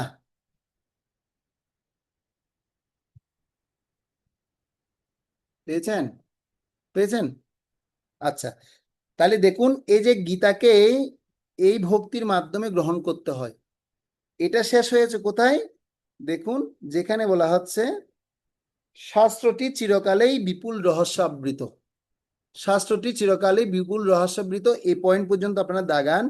অর্থাৎ আপনারা ওই যে নমস্কারের পর থেকে, হরে কৃষ্ণ মহামন্ত্রের পর থেকে, ওখান থেকে দাগিয়ে এখান পর্যন্ত দাগাবেন, একটু শেষ করবেন। এই যে ভগবত গীতাকে এই ভক্তির মাধ্যমে গ্রহণ করতে হয়, এই পুরো প্যারাটা দাগাবেন। দাগিয়ে এবার পাশে লিখে রাখুন এই এই এই এই কথাগুলোর মধ্যে প্রভুপাদ কি বলেছেন, গীতার অন্তর্নিহিত ভাব বুঝিয়েছেন। লিখুন, গীতার অন্তর্নিহিত ভাব। আপনারা এমনে পড়ে গেছেন সবাই, কিন্তু এইভাবে আপনারা পড়েননি। এই পয়েন্টের মধ্যে বুঝিয়েছেন প্রভুপাদ কি? গীতার অন্তর্নিহিত ভাব।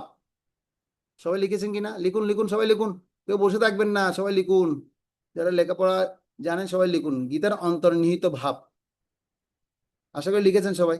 এরপর দেখুন, ভগবত গীতা আসলে কি? এরপরের প্যারা, ভগবত গীতা আসলে কি? ভগবত গীতা আসলে কি, সে প্যারা থেকে শুরু করে আপনারা ভগবত গীতা আসলে কি সে প্যারা থেকে শুরু করে পরের পৃষ্ঠায় 12 পৃষ্ঠায় যাবেন। 12 পৃষ্ঠায় গিয়ে আপনারা দেখুন যে প্রথম প্যারাটা শেষ হলো, শুরু হচ্ছে ভগবত গীতার বিষয়বস্তু। তো তার আগে আপনারা দাগাবেন যেখানে শেষ হয়েছে জীবন অতিবাহিত করা উচিত। জীবন অতিবাহিত করা উচিত, এই পয়েন্টটাকে বলা হচ্ছে গীতার উদ্দেশ্য। মানে ভগবত গীতা আসলে কি থেকে শুরু করে জীবনে অতিবাহিত করা উচিত, জীবন অতিবাহিত করা উচিত পর্যন্ত হচ্ছে গীতার উদ্দেশ্য প্রভুপাদ বুঝিয়েছেন। সে মুখবন্ধের মধ্যে প্রভুপাদ কি কি করেছেন? গীতার উদ্দেশ্য বুঝিয়েছেন। সবাই পেয়েছেন কিনা? হরে কৃষ্ণ, পেয়েছেন ভক্তবৃন্দ? হ্যাঁ, পেয়েছেন? ওকে, থ্যাংক ইউ। তাহলে গীতার উদ্দেশ্য, সেটা সেটা কি হবে? গীতার উদ্দেশ্য। আশা করি সবাই লিখেছেন। আমি আরেকটু টাইম নিই, আপনারা একটু খুঁজে নিন। শেষ লাইন হচ্ছে জীবন অতিবাহিত করা উচিত। প্রথম লাইন হচ্ছে ভগবদ গীতা আসলে কি। ভগবদ গীতা আসলে কি থেকে শুরু করে শেষ লাইন হচ্ছে নির্দেশ দিলেন কিভাবে জীবন অতিবাহিত করা উচিত। অর্থাৎ এর পরে প্যারা শুরু হচ্ছে ভগবদ গীতার বিষয়বস্তুতে আমরা 5টি মূল তত্ত্ব উপলব্ধি করতে পারি। এর আগ পর্যন্ত আপনারা দাগাবেন, এটা এটা হচ্ছে ভগবদ গীতার উদ্দেশ্য। এটা হচ্ছে কি গীতার উদ্দেশ্য প্রভুপাদ বুঝিয়েছেন। এর পরের পয়েন্টে যান। গীতার ভগবদ গীতার বিষয়বস্তুতে আমরা 5টি মূল তত্ত্ব উপলব্ধি করতে পারি। এখান থেকে দাগিয়ে আপনারা এর পরের পৃষ্ঠা যান। 14 পৃষ্ঠা গেল, 15 পৃষ্ঠা গেল, 16 পৃষ্ঠা গেল, 17 পৃষ্ঠা গেল, 18 পৃষ্ঠা গেল, 19 পৃষ্ঠা। পুরাতন ভগবদ গীতা 19 পৃষ্ঠায় আসুন। 19 পৃষ্ঠার নিচে, 19 পৃষ্ঠার নিচের প্যারার আগের প্যারা পর্যন্ত, নিচের প্যারার শেষ লাইন দেখুন। নিচের প্যারা শুরু হয়েছে বেদের সমস্ত জ্ঞানে অভ্রান্ত। পেয়েছেন? বেদের সমস্ত জ্ঞানে অভ্রান্ত। নতুন ভগবদ গীতায় আরেকটু বেশি পৃষ্ঠা হয়তো উল্টাতে হবে আপনাদের, ঠিক আছে? আপনারা শুধু এই লাইনটা বের করুন, এই প্যারাটা খুঁজুন, বেদের সমস্ত জ্ঞানে অভ্রান্ত। পেয়েছেন? পুরাতন ভগবদ গীতার 12 পৃষ্ঠা থেকে 19 পৃষ্ঠার শেষ প্যারা, যেখানে শেষ হয়েছে বৈদিক জ্ঞান পূর্ণরূপে প্রকাশিত হয়েছে ভগবদ গীতাতে। বৈদিক জ্ঞান পূর্ণরূপে প্রকাশিত হয়েছে ভগবদ গীতাতে। পেয়েছেন কিনা? একটু খুঁজুন খুঁজুন খুঁজুন, বেশি পৃষ্ঠা তো একটু খুঁজতে হবে, একটু খুঁজে বের করতে হবে। পেয়েছেন নাকি এরকম, এরকম না এরকম? রিকুবু খুঁজুন, আরেকটু খুঁজুন, তাহলে নতুন ভগবদ গীতা তো আরেকটু খুঁজুন, পিছন দিকে যান। আপনাকে আমি কয়েকটা প্যারার নাম বলছি, দেখুন। বেদের সমস্ত জ্ঞানে অভ্রান্ত, এই প্যারাটা খুঁজুন। বেদের সমস্ত জ্ঞানে অভ্রান্ত। পেয়েছেন? বেদের সমস্ত জ্ঞানে অভ্রান্ত। ওই ওই প্যারার আগেতে আপনার বৈদিক জ্ঞান পূর্ণরূপে প্রকাশিত হয়েছে ভগবদ গীতাতে। 12 পৃষ্ঠা থেকে 19 পৃষ্ঠা পর্যন্ত এই যে 5টা বিষয়বস্তু নিয়ে আলোচনা করা হয়েছে, তার মানে এটার নাম কি আপনারা দিবেন বলুন তো? বিষয়বস্তু। এটার নাম কি? বিষয়বস্তু। নাম দিন বিষয়বস্তু, নাম দিন বিষয়বস্তু। আর যারা খুঁজে পাচ্ছেন না, আপনারা রেকর্ডটা আবার শুনবেন, শুনে আস্তে আস্তে খুঁজে খুঁজে বের করবেন। আশিস প্রভু, ঠিক আছে? খুঁজে খুঁজে পরে বের করবেন, খুঁজে খুঁজে পরে বের করবেন। আর যদি যারা পাচ্ছেন না, তাহলে আমরা কি করব, আপনার নতুন ভগবদ গীতা কোন পৃষ্ঠা সেটা আমি আবার পয়েন্ট আউট করে আপনাদেরকে পাঠিয়ে দেব, ঠিক আছে? তাহলে লিখেছেন বিষয়বস্তু 12 পৃষ্ঠা থেকে 19 পৃষ্ঠা পর্যন্ত। এরপরে দেখুন শুরু হচ্ছে বেদের সমস্ত জ্ঞানে অভ্রান্ত। হিন্দুরা জানে যে বেদ পূর্ণ ও অভ্রান্ত। এই লাইন থেকে শুরু করে বৈদিক, এই লাইন থেকে শুরু করে আপনারা পরের পৃষ্ঠা যান, 20 পৃষ্ঠা, 21 পৃষ্ঠা, 21 পৃষ্ঠার পর 22 পৃষ্ঠায় যাবেন। 22 পৃষ্ঠায় গিয়ে যদ্গত্তান নিবর্তন্তে তদ্দাম পরমং মম, একটা সংস্কৃত শ্লোক সেখানে লিখে দেওয়া হয়েছে। যদ্গত্তমাম নিবর্তন্তে তদ্ধাম পরমম মম। অর্থাৎ 19 পৃষ্ঠা থেকে শুরু করবেন, 19 পৃষ্ঠা শেষে পুরাতন ভগবদ গীতার বেদের সমস্ত জ্ঞানে অভ্রান্ত, এই প্যারা থেকে শুরু করে আপনারা 22 পৃষ্ঠার পুরাতন ভগবদ গীতার 22 পৃষ্ঠা, নতুন ভগবদ গীতার কত পৃষ্ঠা যদি কেউ খুঁজে পান, তার আমি একটু মিউট করি আপনাদের। আসলে মিউট করলে সবাই কথা বলবেন, সেজন্য আমি মিউট অপশনটা কি রেখেছি, এখন একটু অফ করে রেখেছি আপনাদের। নতুন ভগবদ গীতার কত পৃষ্ঠা থেকে কত পৃষ্ঠা যদি কেউ পান, একটু সাউন্ড অন করে বলতে পারেন। তো 19 থেকে 21 পৃষ্ঠা। নতুন এটা ভগবদ 21 গীতা, পৃষ্ঠা। হ্যাঁ। হ্যাঁ হ্যাঁ, 19 থেকে 21। নতুন ভগবদ গীতা 19 থেকে কত প্রভু? 21 পৃষ্ঠা। 21। 21 পৃষ্ঠা, গুড। তাহলে সেই জায়গাটার আপনারা লিখবেন বৈদিক জ্ঞান সম্ভার। লিখুন বৈদিক জ্ঞান সম্ভার। হুম। অর্থাৎ বেদের সমস্ত জ্ঞানে অভ্রান্ত, এই জায়গা থেকে শুরু করে আপনারা যদ্গত্তমাম নিবর্তন্তে তদ্ধাম পরম মম প্যারা পর্যন্ত, এটাকে বলা হচ্ছে বৈদিক জ্ঞান সম্ভার। এই কথাগুলো আপনারা পড়লে বৈদিক জ্ঞান সম্ভার সম্পর্কে প্রভুপাদ আপনাদেরকে সংক্ষিপ্ত ধারণা সেখানে তুলে ধরেছেন, দিয়েছেন, আমাদেরকে সেটা দিয়েছেন। এরপরে দেখুন এই পরম গন্তব্যস্থলের নাম সনাতন ধাম। এর পরপেরা শুরু হয়েছে এই পরম গন্তব্যস্থলের নাম সনাতন ধাম। সে নিত্য শাশ্বত অপ্রাকৃত জগতে হচ্ছে আমাদের প্রকৃত আলয়।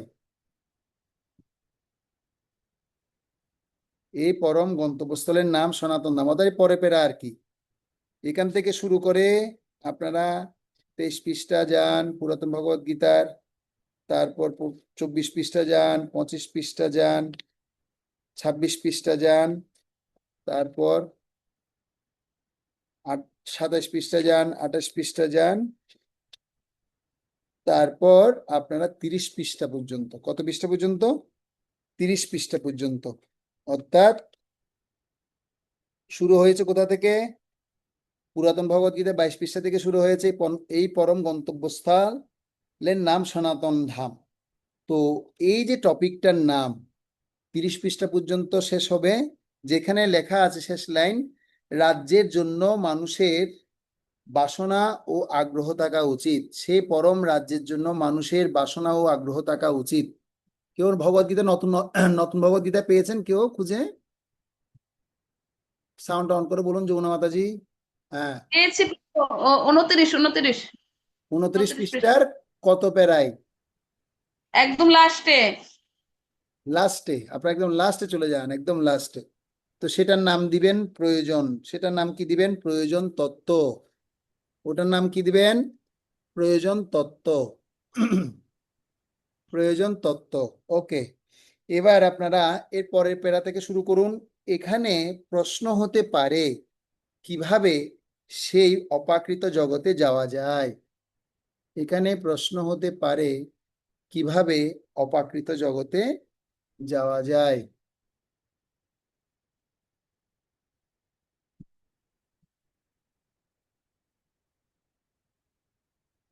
এখান থেকে শুরু করবেন। শুরু করে এবার আপনারা 32 পৃষ্ঠা, 33 পৃষ্ঠা, 34 পৃষ্ঠা, 35 পৃষ্ঠা, 36 পৃষ্ঠা, 37 পৃষ্ঠা, 37 পৃষ্ঠার পর 38 পৃষ্ঠার প্রথম প্যারা পুরাতন ভগবত গীতায়। তো যেখানে বলা হয়েছে উপসংহারে বলা যায়, এই কথাটা খুঁজে বের করুন। অর্থাৎ দেখুন যে গীতা মাহাত্ম্য দেয়া আছে শ্লোক, সে গীতা মাহাত্ম্যের উপরের প্যারাটা পেয়েছেন আশা করি। গীতা অধ্যয়ন শীলস্য প্রাণায়াম পরস্য চ নৈব সন্তি হি পাপানি পূর্বজন্ম কৃতানি চ। এই শ্লোকটা পেয়েছেন না? এই শ্লোকের উপরে প্যারা দেখুন, উপসংহারে বলা যায়।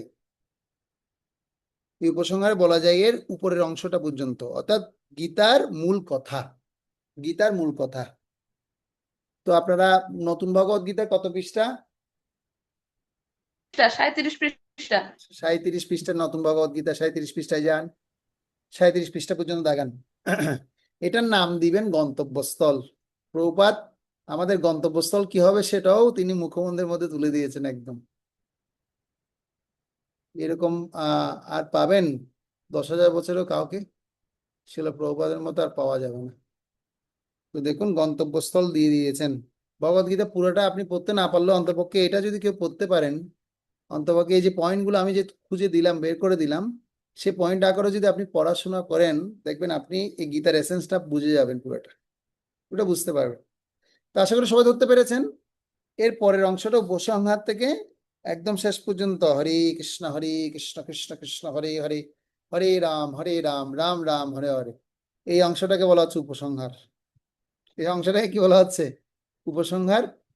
মানে আপনার গন্তব্যস্থল, আপনি হরে কৃষ্ণ মহামন্ত্র করতে করতে আপনি কোথায় চলে যাবেন? ভগবত ধামে চলে যাবেন। ওকে, তাহলে আমাদের এই প্রসঙ্গ পর্যন্ত আমাদের শেষ হলো। এবার আমরা আসি আমাদের পরের পাঠ। তাহলে আমরা কি পরের পাঠ শুরু করতে পারি? হরে কৃষ্ণ শুরু করতে পারি কিনা, নাকি না?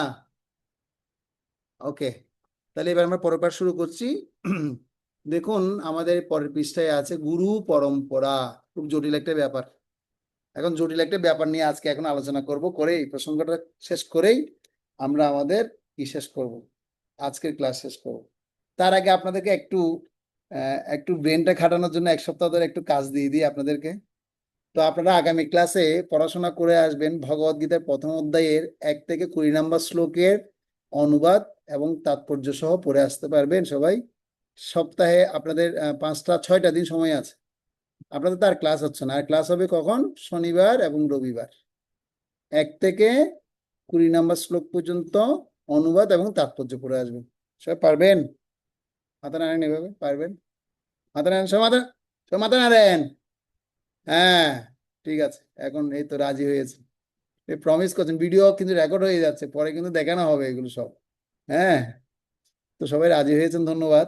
তো এখন আপনাদের কাজ হচ্ছে, এই যে ভূমিকা এবং মুখবন্ধ আপনারা পেলেন, এখান থেকে আপনারা ভূমিকা মুখবন্ধ থেকে পুরোটা পড়ে শিল প্রভুপাদের মনোভাব এবং উদ্দেশ্য আপনারা বের করবেন। শিল প্রভুপাদের মনোভাব এবং উদ্দেশ্য আপনারা বের করবেন। আমি তো বের করে দিয়েছি ভূমিকা থেকে, অনেকগুলো বের করে দিলাম না? আর একটু পরিশ্রম আপনাদের করতে হবে। আর সে পরিশ্রমটা আমি আরো সহজ করে দিয়েছি আপনাদেরকে, পয়েন্ট আকারে আকারে আপনাদেরকে ধরে দিয়েছি। হ্যাঁ, আমরা কটা পয়েন্ট পেলাম, এই তাৎপর্যের মধ্যে কি কি আছে সেগুলো আপনাদেরকে ধরিয়ে দিলাম। তো আপনারা এই ভূমিকা এবং মুখবন্ধ থেকে শিল প্রভুপাদের মনোভাব এবং উদ্দেশ্য বের করবেন। উদ্দেশ্য বের করে আপনাদের একটা 300 শব্দের মাধ্যমে একটা অ্যাসাইনমেন্ট লিখতে হবে। তো এই অ্যাসাইনমেন্টটা হচ্ছে কি, এই 6টা উদ্দেশ্য বের করে আপনারা এই উদ্দেশ্যগুলো আপনারা কি করবেন, ইসকনের ক্ষেত্রে কিভাবে প্রয়োগ করবেন সেটা আপনাদের উপলব্ধি অনুসারে 300 শ্লোকের একটা অ্যাসাইনমেন্ট লিখবেন। অ্যাসাইনমেন্ট জমা দেওয়ার শেষ ডেট হচ্ছে 3য় অধ্যায় শুরু হওয়ার পর্যন্ত। 3য় অধ্যায় যতদিন শুরু হচ্ছে না ততদিন আপনারা লিখতে থাকুন, বুঝা যাচ্ছে? না না, বেশি হয়ে গেছে, বেশি হয়ে গেছে। 2য় অধ্যায় যতদিন শুরু না হচ্ছে ততদিন পর্যন্ত সময়, ঠিক আছে না? নাকি ঠিক আছে কিনা, না বেশি লাগবে সময়? হরে কৃষ্ণ, আর একটু টাইম বেশি লাগবে? আচ্ছা ঠিক আছে, যান, 3য় অধ্যায় পর্যন্ত দিলাম টাইম। 3য় অধ্যায় যেদিন শুরু হবে ওদিনে বলবো আমার অ্যাসাইনমেন্টটা কৃপা করে দিন, কৃপা করে আমার অ্যাসাইনমেন্টটা দিন। তো কিভাবে অ্যাসাইনমেন্টটা আপনারা দিবেন? অ্যাসাইনমেন্টটা দেওয়ার নিয়ম হচ্ছে, আপনারা সুন্দর করে লিখবেন 300, কমপক্ষে 300 শব্দ। 300 শব্দ কম হলে কিন্তু নাম্বার পাবেন 1 নাম্বার 2 নাম্বার, 1 নাম্বার 2 নাম্বার থেকে উপরে উঠবে না কিন্তু। 300 শব্দ লিখবেন, অনুভব করে করে লিখবেন আপনারা। আর এই প্রশ্ন আরো ভালো মতো কিভাবে হবে, আমি গ্রুপের মধ্যে আপনাদেরকে আরো ভালো মতো রেকর্ড দিয়ে দিব, বুঝিয়ে দিব, একদম আরো উদ্দেশ্যগুলো ধরিয়ে দিব, পয়েন্ট আকারে আকারে দিয়ে দিব। এরকম সহযোগিতা আর কিভাবে করতে পারি বলেন? আপনাদের আরো পরিশ্রম কমিয়ে দিব, যান। তারপরে আপনারা 300 শব্দের, কমপক্ষে 300 শব্দের লিখবেন অ্যাসাইনমেন্টে, লিখে 3য় অধ্যায় শুরু হওয়ার আগে আমাকে দিয়ে দিতে হবে। নাহলে কিন্তু সবার কিন্তু এই একটা অ্যাসাইনমেন্টের নাম্বার কাটা যায়। আরেকটা অ্যাসাইনমেন্ট পাবো আমরা 2য় অধ্যায়ে গিয়ে, ঠিক আছে? তো এমনিতে উচিত হচ্ছে প্রত্যেক চ্যাপ্টারে একটা একটা অ্যাসাইনমেন্ট লেখা, কিন্তু আমরা আপনাদের একটু চাপ কমিয়ে দিয়েছি। কারণ যেহেতু আপনারা অনেক কর্মব্যস্ত সবাই, মানে কি আছেন, সংসার নিয়ে খুবই ব্যস্ত আছেন, চাকরি বাকরি নিয়ে খুব ব্যস্ত আছেন। তো সেজন্য অ্যাসাইনমেন্ট আমরা কি করেছি, আপনাদেরকে আমাদের মায়াপুর ইনস্টিটিউট কর্তৃপক্ষের পক্ষ থেকে শুধুমাত্র 2টা দেয়া হয়েছে। 2 বিয়োগ 6 তাহলে কত হয়? 4। মানে 4টা অ্যাসাইনমেন্ট আপনাদের আর লিখতে হবে না। খুব খুশি না? 4টা অ্যাসাইনমেন্ট লিখতে হবে না, খুব খুশি। লিখতে হবে 2টা, কিন্তু ভালো মতো লিখতে হবে। শুধু অ্যাজ ইট ইজ যদি আবার ফলো করে আপনারা কি করে দেন, দেখে দেখে যদি বসিয়ে দেন তাহলে হবে না। চ্যাট জিপিটিকে দিয়ে যদি অ্যাসাইনমেন্ট বানিয়ে ফেলেন তাহলেও হবে না। এটা নিজের উপলব্ধি, ব্যক্তিগত উপলব্ধি আপনাদের সেখানে লিখতে হবে। দুটোটা ব্যক্তিগত উপলব্ধি কোশ্চেন, বুঝতে পারছেন? এখন তো আপনার এআই চলে আসছে, তো দেওয়ার সাথে সাথে টক টক টক টক করে বলে দিচ্ছে, লিখে দিচ্ছে, খুব ডিজাইন করে করে বানিয়ে দিচ্ছে। তো সেটা হবে না, বলে দিলাম, এটা একটা অনুরোধ। সেজন্য আমরা এখন চিন্তা করছি যে অ্যাসাইনমেন্ট যেগুলো দিব শুধু ব্যক্তিগত উপলব্ধি দিব। ব্যক্তিগত উপলব্ধি তার এআই বলতে পারবে না। আপনার কি উপলব্ধি, আপনি যখন লিখবেন, আমি যখন পড়বো বুঝতে পারবো এটা আছে এআই দিয়ে লেখেন, এটা নিজের থেকে লিখেছেন, সেটা আমরা বুঝতে পারবো। ঠিক আছে? তো এই কাজটা আপনাদের করতে হবে। এটা প্রভুপাদের মানে সোসাইটির কে আপনারা বুঝতে গেলে, অনুভব করতে গেলে প্রভুপাদকে জানতে হবে, প্রভুপাদের মনোভাবটা একটু বের করে আনতে হবে ভগবদ্গীতা থেকে, ঠিক আছে? এবার আমাদের প্রসঙ্গে আমরা যাচ্ছি। আমাদের প্রসঙ্গ হচ্ছে, দেখুন আপনাদের এই ভগবদ গীতা খুলেছেন, যেখানে বুকবন্ধ শেষ হয়েছে সেখানে পরের পৃষ্ঠায় দেখা আছে, দেখুন লম্বা গুরু পরম্পরার চার্ট দেখতে পেয়েছেন। বিশাল লম্বা বড় একটা গুরু পরম্পরার চার্ট। এই বাবা, এখানে এত লম্বা গুরু পরম্পরার চার্ট একটা দিয়ে দিল, এটা কিছু বুঝতে পারছি না। আচ্ছা, আপনারা কি কখনো জীবনে এরকম কখনো বিবেচনা করে দেখেছেন, এই গুরু পরম্পরা চার্ট এটাই কি আসলে ভগবান থেকে এই পরম্পরাটা চলে আসছে, আর মাঝখানে কোনো এই ধরনের পরম্পরা টরম্পরা ঢুকে নাই? হ্যাঁ, ঢুকেছে কি ঢুকেনি? এই পরম্পরায় কি আমাদের এই পরম্পরায় কি আসলে রিয়েল পরম্পরা? কখনো কি এই ধরনের প্রশ্ন করেছেন আপনারা কখনো? ভগবান থেকে কি আসলে এটাই রিয়েল পরম্পরা? আপনারা শুধু মাথা নেড়ে দিচ্ছেন, হ্যাঁ প্রভুপাদ যা দিয়েছে হবে এজ ইট ইজ, এটাই হচ্ছে আমাদের রিয়েল পরম্পরা। এটাকে আমাদের গ্রহণ করে নিতে হবে এবং এটাই হচ্ছে আমাদের আধার। তো আসলে বাস্তব সত্য কথা হচ্ছে হ্যাঁ আসলে এটাই আমাদের রিয়েল পরম্পরা, এটা ধরতে হবে। কিন্তু আপনারা তো জানেন না, অনেকেই জানেন না হয়তো এই পরম্পরাটা কিভাবে এখানে সেট হয়েছে, এই পরম্পরাটা এখানে কিভাবে প্রসঙ্গটা এখানে নিয়ে আসা হয়েছে। যেমন দেখুন, ভগবান শ্রীকৃষ্ণ থেকে ব্রহ্মা, ব্রহ্মা থেকে নারদ, নারদ থেকে ব্যাসদেব, ব্যাসদেবের পর থেকে মাধবাচার্য। তো এই ব্যাসদেবের পরে কি আর কোনো ঋষি মহর্ষি বা এরকম কোনো ব্যক্তি কি আর ছিলেন না? সরাসরি মাধবাচার্য চলে গেলেন, তার পদ্মনাভ নিহরি, তাহলে কি আর অন্য অন্য এরকম ঋষিবর্গরা ছিলেন না, তারা এখানে পরম্পরায় ঢুকতে পারেননি? এই ব্যাপারটা কি, এই রহস্যটা কি? কখনো আপনারা এই ব্যাপারটা কি কখনো চিন্তা করে দেখেছেন যে গুরু পরম্পরাটা এখানে কিভাবে এখানে সেট হয়েছে? কেন প্রভুপাদ এইভাবে এটা এখানে লিখে লিপিবদ্ধ করে লাগিয়ে দিয়েছেন? ভগবদ্গীতা, তাও ভগবদ্গীতার মধ্যে লিখে দিয়েছে গুরু পরম্পরা, আবার শ্লোকও দিয়ে দিয়েছে, এবং পরম্পরা প্রাপ্তম ইমম রাজসয় বিদু, এই শ্লোকটাও দিয়ে দিয়েছে, মানে ভগবান থেকে পরম্পরাটাই আসছে। তো এখন সেই আলোচনাটা করছি, সবাই মনোযোগ দিয়ে শুনবেন। 15-20 মিনিট যা শুনবেন খুব মনোযোগ দিয়ে আপনারা শুনবেন, যেন একদম একবারই শুনে যেন কি করতে পারেন, সারা জীবন যেন মনে রাখতে পারেন। পরে আবার বলেন প্রভু আপনি তো একবার বলেছিলেন ভুলে গিয়েছি, এটা বললে আর হবে না।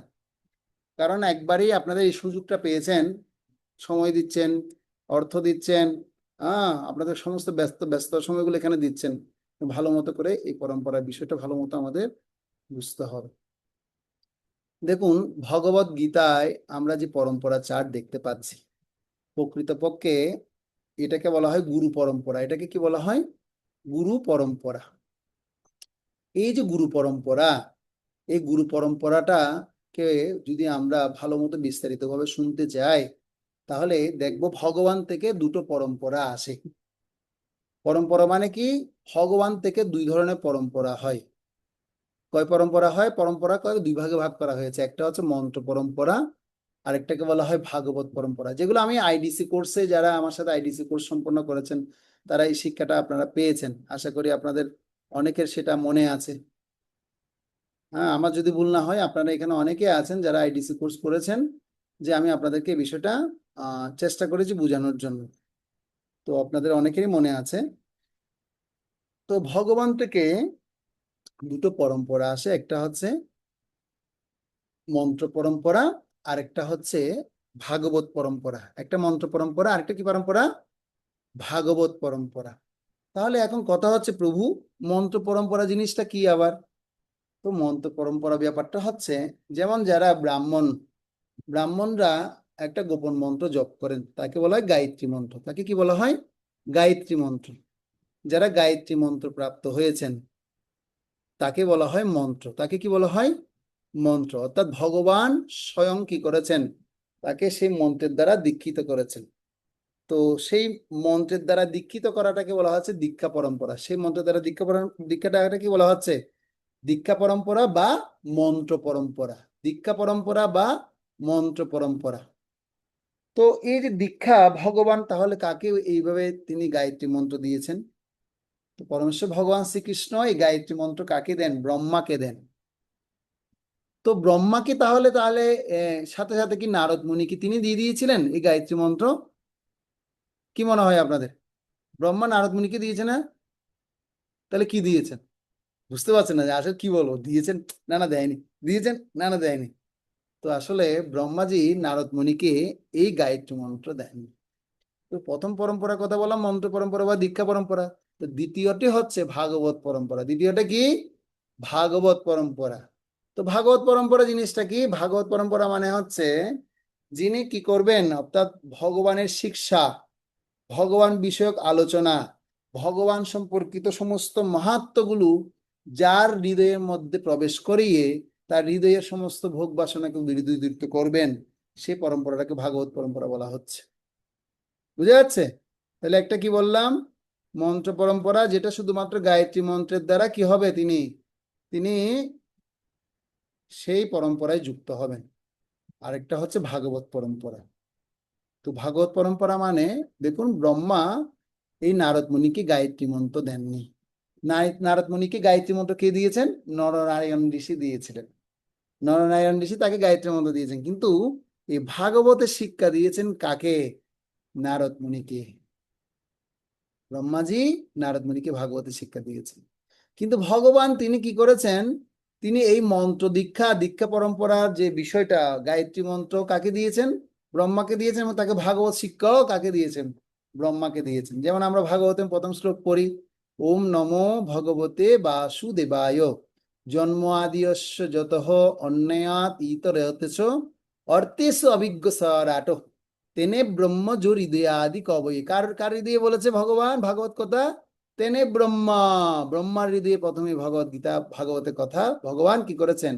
তেনে ব্রহ্মা হৃদয় আদি কবয়ে মুজ্জন্তি যসূরয়। আমি এই ব্রহ্মাকে সমস্ত জ্ঞান আমি কি করেছি? দিয়েছি। তাকে দীক্ষা দিয়েছি, ভাগবতের জ্ঞান, বৈদিক শাস্ত্র সমস্ত জ্ঞান আমি কাকে দিয়ে দিয়েছি? ব্রহ্মাকে দিয়ে দিয়েছি। তাহলে ব্রহ্মা, তাহলে তিনি অনেক পাওয়ারফুল ব্যক্তি। তিনি দীক্ষাও পেয়েছেন, ভাগবত শিক্ষাও পেয়েছেন, মানে একদম মানে খুব পরম্পরায় সিক্ত মহান আচার্য তিনি। ঠিক আছে? তো এখন এই যে ভাগবত পরম্পরা ভগবান নারদ মুনিকে দিলেন, ব্রহ্মা নারদ মুনিকে দিলেন। তো এখন এই ভাগবতের শিক্ষাটাকে তাহলে কিভাবে ভাগ করা হচ্ছে? সেটা ভাগবত শিক্ষাকে দুই ভাগে ভাগ করা হয়। ভাগবত পরম্পরাকে দুই ভাগে ভাগ করা হয়েছে। কয় ভাগে? দুভাগে। একটাকে বলা হচ্ছে রাজস্বী পরম্পরা, আরেকটা হচ্ছে ঋষি বা ব্রহ্মর্ষি পরম্পরা। একটা রাজস্বী পরম্পরা, আরেকটা হচ্ছে ঋষি বা ব্রহ্মর্ষি পরম্পরা।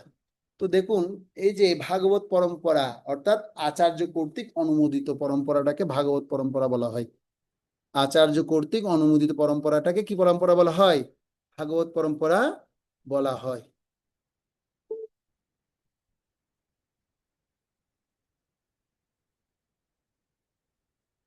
তো আচার্য কর্তৃক অনুমোদিত পরম্পরাটাকে ভাগবত পরম্পরা বলা হয়। তাহলে এই দুই পরম্পরা তাহলে কি? একটা হচ্ছে রাজস্বী পরম্পরা, আরেকটা হচ্ছে ঋষি বা ব্রহ্মর্ষি পরম্পরা। ভাগবত পরম্পরাকে দুই ভাগে ভাগ করা হয়েছে। একটা হচ্ছে ঋষি পরম্পরা, আরেকটা হচ্ছে রাজস্বী পরম্পরা। রাজস্বী, আরেকটা হচ্ছে ঋষি বা ব্রহ্মর্ষি পরম্পরা। তো আমরা কাহিনী শুনেছি, প্রথম দিনে কাহিনী শুনে ফেলেছি। কেন? রাজস্বীরা এই পরম্পরায় অক্ষুণ্ণ থাকতে পারে না। ওই যে গৌতম মুনির চরণে কি করেছেন? অপরাধ করেছেন। এই কাহিনী মনে রাখতে হবে কিন্তু। তো যার কারণে ভগবান প্রথমে ভগবত গীতার জ্ঞান মনুকে দিল। মনু ইক্ষ্বাকুকে দিয়েছে। ইক্ষ্বাকু এইভাবে কি করছে? পরম্পরাক্রমে দিয়ে আসছিল। দিয়ে আস্তে আস্তে সেই পরম্পরা ছিন্ন হয়ে যাচ্ছে, প্রায় যখন নষ্ট হয়ে যাচ্ছে, প্রায় যোগ নষ্ট পরন্তব, যখন যোগ নষ্ট যখন হচ্ছে, তখন আবার আমি তোমায় কি করলাম? ভগবত গীতার জ্ঞান প্রদান করলাম অর্জুন। বুঝা যাচ্ছে? তো রাজস্বীরা সেটাকে মনে রাখতে পারে না। কিন্তু ব্রহ্মর্ষি যারা আছেন, যারা ঋষিরা যারা আছেন, তারা কিন্তু এই ভাগবতের জ্ঞান একবার শুনলে তারা মনে রাখতে পারতেন। যেটা শ্রুতধর বলা হতো তাদেরকে। ভগবানের কথা শোনার সাথে সাথেই স্মৃতিতে ধারণ করে রাখতে পারতেন। বুঝা যাচ্ছে? তো সেই পরম্পরাটাকে বলা হচ্ছে ব্রহ্মর্ষি পরম্পরা। যেটা বর্তমানে আমরা আমাদের পরম্পরার মাধ্যমে, এই যে পরম্পরার যে চারটা, এই চারটা তৈরি হয়েছে এভাবে। যে সমস্ত ব্রহ্মর্ষি পরম্পরায় যারা আছেন, যারা এই ভাগবত চর্চা করেছেন, ভাগবত চর্চা করেছেন, শুধু ভাগবত শুনলে হবে না। ভাগবত শুনে তিনি ভগবানকে লাভ করেছেন এবং ভগবানকে উপলব্ধি করেছেন, এবং উপলব্ধি করে তিনি এই ভাগবতের শিক্ষা জগতে প্রচার করেছেন। সেই প্রচারকারী ভক্তদের, সেই উপলব্ধিকারী ভক্তদের, সেই সেই সমস্ত গুরুদেরকে এখানে কি করা হয়েছে? লিস্টেড করা হয়েছে। বুঝা যাচ্ছে? এটা হচ্ছে সেই লিস্টেড চার্ট। সেজন্য আমরা যে পরম্পরায় আছি, আমাদের পরম্পরার নাম হচ্ছে ভাগবত পরম্পরা। কিন্তু শ্রী চৈতন্য মহাপ্রভু এসে আমাদের পরম্পরাটাকে আরো শক্তিশালী করে দিয়েছেন। কি করে দিয়েছেন? কিভাবে শক্তিশালী করেছেন? এগুলো আমরা এখন ডিটেল শুনবো। তো ভগবান শ্রীকৃষ্ণ তাহলে গায়ত্রী মন্ত্র দেন কাকে? ব্রহ্মাকে। ব্রহ্মা কিন্তু নারদ মুনিকে গায়ত্রী মন্ত্র দেন না, তাকে ভাগবত শিক্ষা দেন। ভাগবত শিক্ষা দিয়ে তিনি কি করেছেন? এই পরম্পরায়, ভাগবত পরম্পরায় তাকে যুক্ত করেছেন। হ্যাঁ, তো এভাবে তিনি ভাগবত শিক্ষা তিনি প্রাপ্ত হয়েছেন। তো এবার দেখুন, ভগবান শ্রীকৃষ্ণ ব্রহ্মা পেয়েছি, নারদ মুনি পেয়েছি। এরপরে কে আসছে? দেখুন, ব্যাসদেব। এরপর কে আসছে? ব্যাসদেব। তাহলে ব্যাসদেব তাহলে তিনি কি শিক্ষা পেয়েছেন? ব্যাসদেব নারদ মুনি থেকে কি শিক্ষা পেয়েছেন? ব্যাসদেব নারদ মুনির কাছ থেকে ভাগবত শিক্ষা পেয়েছেন। কি শিক্ষা পেয়েছেন? ব্যাসদেব নারদ মুনি থেকে ভাগবত শিক্ষা পেয়েছেন। বলেছিলেন, মনে আছে? ব্যাসদেব এই যে ভগবান থেকে, ভগবান ব্রহ্মা কি করেছেন? ব্রহ্মাজি ভগবান থেকে 4টা শ্লোকে ভাগবত শিক্ষা পেয়েছেন। কিন্তু আবার কি করেছেন ব্রহ্মা, তারপর সেটাকে এক্সপ্যান্ড করতে করতে নারদ মুনিকে 8টা শ্লোকে দিলেন। নারদ মুনি এবার এটাকে কি করলেন, আরো এক্সপ্যান্ড করে করে এবার ব্যাসদেবকে তিনি কি করলেন, আরো বিস্তার করলেন। এবং বিস্তার করতে করতে ব্যাসদেব এবার তিনি আমাদের জন্য, কলিযুগের জন্য, সমস্ত ব্যক্তিদের জন্য তিনি 18,000 শ্লোক রচনা করেছেন। কোটি কোটি শ্লোক তিনি রচনা করেছেন আমাদের বোঝার জন্য। তো ব্যাসদেব তাহলে কি পেয়েছেন, তিনি এবার ভাগবত শিক্ষা পেয়েছেন। ভাগবত শিক্ষা পেয়েছেন বিধে এই ব্যাসদেব এখানে কি হয়েছে, লিপিবদ্ধ হয়েছে। তাহলে এটা কি পরম্পরা, আমাদের খেয়াল রাখতে হবে। এটা ভাগবত পরম্পরার চার্ট এখানে দিয়ে দেওয়া হয়েছে। এরপর দেখুন মাধবাচার্য। তো ব্যাসদেব থেকে মাধবাচার্যের যে টাইমের ডিফারেন্স, এটা হচ্ছে প্রায় 5,500 বছরের ডিফারেন্স। কত বছর? 5,500 বছর। তাহলে 5,500 বছরের মধ্যে কি তাহলে আর কোনো এখানে এরকম ভাগবত শিক্ষাগুরু তাহলে কি আর আসেননি? এরকম কি পাওয়া যায়নি? তা আসল কথা হচ্ছে, আসলে পাওয়া গেল, তারা এইভাবে ভাগবত পরম্পরার উপযুক্ত কি ছিলেন না, উপযুক্ত গুরু ছিলেন না, শিক্ষা দেওয়ার উপযুক্ত গুরু ছিলেন না, এবং তারা ওই জগতের মঙ্গলের জন্য এরকম তেমন কিছু করতেও পারেননি। তো 5,500 বছরের এই যে ডিফারেন্সে মাধবাচার্য তখন তিনি কি করলেন, এই মাধবাচার্য তিনি, ওই যে আমি আপনাদেরকে শুনিয়েছি বদ্রীনাথের কাহিনী বলেছিলাম, মনে আছে? বদ্রীনাথ প্রভু একটু বদ্রীনাথের কথাটা আর বললেন না, একটু বলুন না। এই যে বদ্রীনাথ ধামে গিয়ে মাধবাচার্য ব্যাসগুফায় গিয়ে ব্যাসদেবের কাছ থেকে এই ভাগবত শিক্ষা লাভ করেছেন। শুধুমাত্র মাধবাচার্য গিয়ে সেখানে ব্যাসগুফায় গিয়ে ভাগবত শিক্ষা লাভ করেছেন তাই না, সেখানে ভাগবত শিক্ষা মাধবাচার্যকে দিয়েছেন তাই না, এর পরপর দেখুন ক্রমান্বয়ে আপনারা পড়তে থাকুন। আহ কি পর্যন্ত, রাজেন্দ্র পর্যন্ত দেখুন, রাজেন্দ্র পর্যন্ত মাধবাচার্য, পদ্মনাভ, নিহরি, মাধব, মাধব, অক্ষব্য, জয়তীর্থ, জ্ঞান সিন্ধু, দয়ানিধি, বিদ্যানিধি। কটা হলো? 1 2 3 4 5 6 7 8। কটা হলো? 8। তারপর কি বিদ্যানিধি 9। এই সমস্ত ভক্তরাও কি করেছেন, এই যে মাধবাচার্যের পরে 8জনও তারাও সেই ব্যাসগুফায় গিয়ে ব্যাসদেবের কাছ থেকে এই ভাগবত শিক্ষা লাভ করেছেন। তারাও ভাগবত আচার্য হয়েছেন, লাভ করেছেন। শুধু লাভ করে বসেছিলেন না, তারা ভাগবত উপলব্ধি করেছেন, উপলব্ধি করে সেটা এই জগতে প্রচার করেছেন। প্রচার করে তারাও এরকম মহাত্মা হয়েছেন, হয়ে তারা এই জগতে ভগবান শ্রীকৃষ্ণকে উপস্থিত কি করেছেন, তারা দাঁড় করিয়েছেন, ভগবানের সুবিশেষ রূপকে তারা দাঁড় করিয়েছেন। সেজন্য তারা ভগবত আচার্য হয়েছেন, বিদায় তাদের নাম লিস্ট এখানে আসছে। এরপরে দেখুন, রাজেন্দ্র থেকে শুরু করে মহাপ্রভু পর্যন্ত কিন্তু দুটো পরম্পরা চলেই আসছে, দীক্ষা পরম্পরা প্লাস কি ভাগবত শিক্ষা পরম্পরা। রাজেন্দ্র থেকে কোন পর্যন্ত? মহাপ্রভু পর্যন্ত। রাজেন্দ্র, জয় ধর্ম, পুরুষোত্তম, ব্রহ্মতীর্থ, ব্যাসতীর্থ, লক্ষ্মীপতি, মাধবেন্দ্রপুরী, ঈশ্বরপুরী, অর্থাৎ নিত্যানন্দ প্রভু, অদ্বৈত আচার্য ঠাকুর, সবাই আছে ঈশ্বরপুরীর শিষ্য। তো এরপর আছে শ্রী চৈতন্য মহাপ্রভু। ঠিক আছে, এ সব এই পর্যন্ত দুটো শিক্ষা পরম্পরায় আসছে, দীক্ষা পরম্পরাও পেয়েছে, সাথে সাথে ভাগবত শিক্ষাও পেয়েছে। বুঝা যাচ্ছে? ক্লিয়ার, একদম ক্লিয়ার করুন আপনার ব্যাপারটা। এই বলে এই লিস্টে আপনারা লিখে ফেলুন, তাহলে আর ভুল হবে না আপনাদের। এরপরে দেখুন, চৈতন্য মহাপ্রভু পর্যন্ত আমরা দেখতে পাচ্ছি মহাপ্রভু তিনি কি করলেন, মহাপ্রভু পর্যন্ত দুটো পরম্পরা চলে আসছে।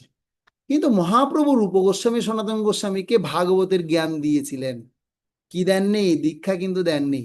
রূপ গোস্বামীকে দশাশ্বমেধ ঘাটে দিয়েছিলেন, সনাতন গোস্বামীকে কাশীর দশাশ্বমেধ ঘাটে কি করেছিলেন, এই এই দুইজনকে, তাদের দুই ভাইকে বসিয়ে বসিয়ে শিখিয়েছেন। একজনকে প্রয়াগরাজে শিখিয়েছেন, অর্থাৎ আপনারা জানেন ত্রিবেণী সঙ্গমের কথা আপনারা শুনবেন, যেখানে মহাপ্রভুর একটা স্থান আছে, যেখানে মহাপ্রভু এদেরকে শিখিয়েছেন যে কিভাবে ভাগবত শিক্ষা তাদেরকে দিয়েছেন। এবং আমরা জানি যে সনাতন গোস্বামীকেও দশাশ্বমেধ ঘাটের মধ্যে বসিয়ে এই যে আমরা বৈষ্ণব সদাচার শিক্ষা, মহাপ্রভু কিভাবে আমাদের বৈষ্ণব সদাচার হবে, ভাগবতের শিক্ষা সম্পূর্ণ তত্ত্বভাবে আলোচনা, বৈদিক তত্ত্বজ্ঞান সেখানে করেছে। এরপরে দেখুন, রূপ গোস্বামী, স্বরূপ দামোদর এবং সনাতন গোস্বামী সবাই শ্রী চৈতন্য মহাপ্রভুর কাছ থেকে কি করেছেন, ভাগবতের শিক্ষা তারা লাভ করেছেন। এমনকি মহাপ্রভু স্বরূপ দামোদরের সাথে এরকম ভাগবত কথা সবসময় আলাপ আচরণ করতেন। হ্যাঁ, স্বরূপ দামোদর কিন্তু মহান একজন ভগবানের কি ছিলেন, শুদ্ধ ভক্ত ছিলেন, বিদগ্ধ একজন পণ্ডিত ছিলেন। তো যাই হোক, এরপরে দেখুন রঘুনাথ দাস গোস্বামী এবং জীব গোস্বামী। রঘুনাথ দাস গোস্বামী গুরুদেব হচ্ছেন কিন্তু দীক্ষা গুরু হচ্ছেন যৌননন্দন আচার্য। আপনারা সবাই শুনে থাকবেন, রঘুনাথ কিন্তু মানে বিশাল ধনীর একজন পুত্র ছিল, থাকা সত্ত্বেও সে একজন বৈরাগী পথ অবলম্বন করেছেন, কিন্তু সে শৈশব কাল থেকেই যদুনন্দন আচার্যের কাছ থেকেই এই ভগবানের শুদ্ধ নাম তিনি প্রাপ্ত হয়েছিলেন। পরবর্তীতে তিনি কি করেছিলেন, এই রূপ গোস্বামী এবং স্বরূপ দামোদরের কাছ থেকে ভাগবত কথা শুনেছেন রঘুনাথ দাস গোস্বামী। তারপর দেখুন জীব গোস্বামীর কথা বলা হচ্ছে। জীব গোস্বামী আবার রূপ গোস্বামীর কাছ থেকে দীক্ষা নিয়েছেন।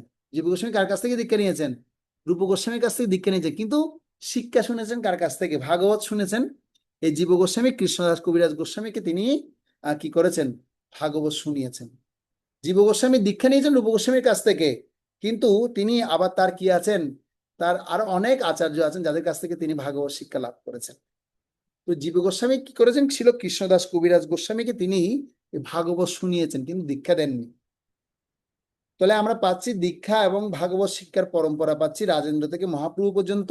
এরপরে কিন্তু আবার কি হয়ে গেছে, ভাগবতের শিক্ষা পেয়েছেন এক একজনের কাছ থেকে, দীক্ষা পেয়েছেন আরেক একজন কাছ থেকে। এটা কিন্তু আবার একসাথে নেই, কিন্তু চেঞ্জ হয়ে গেছে।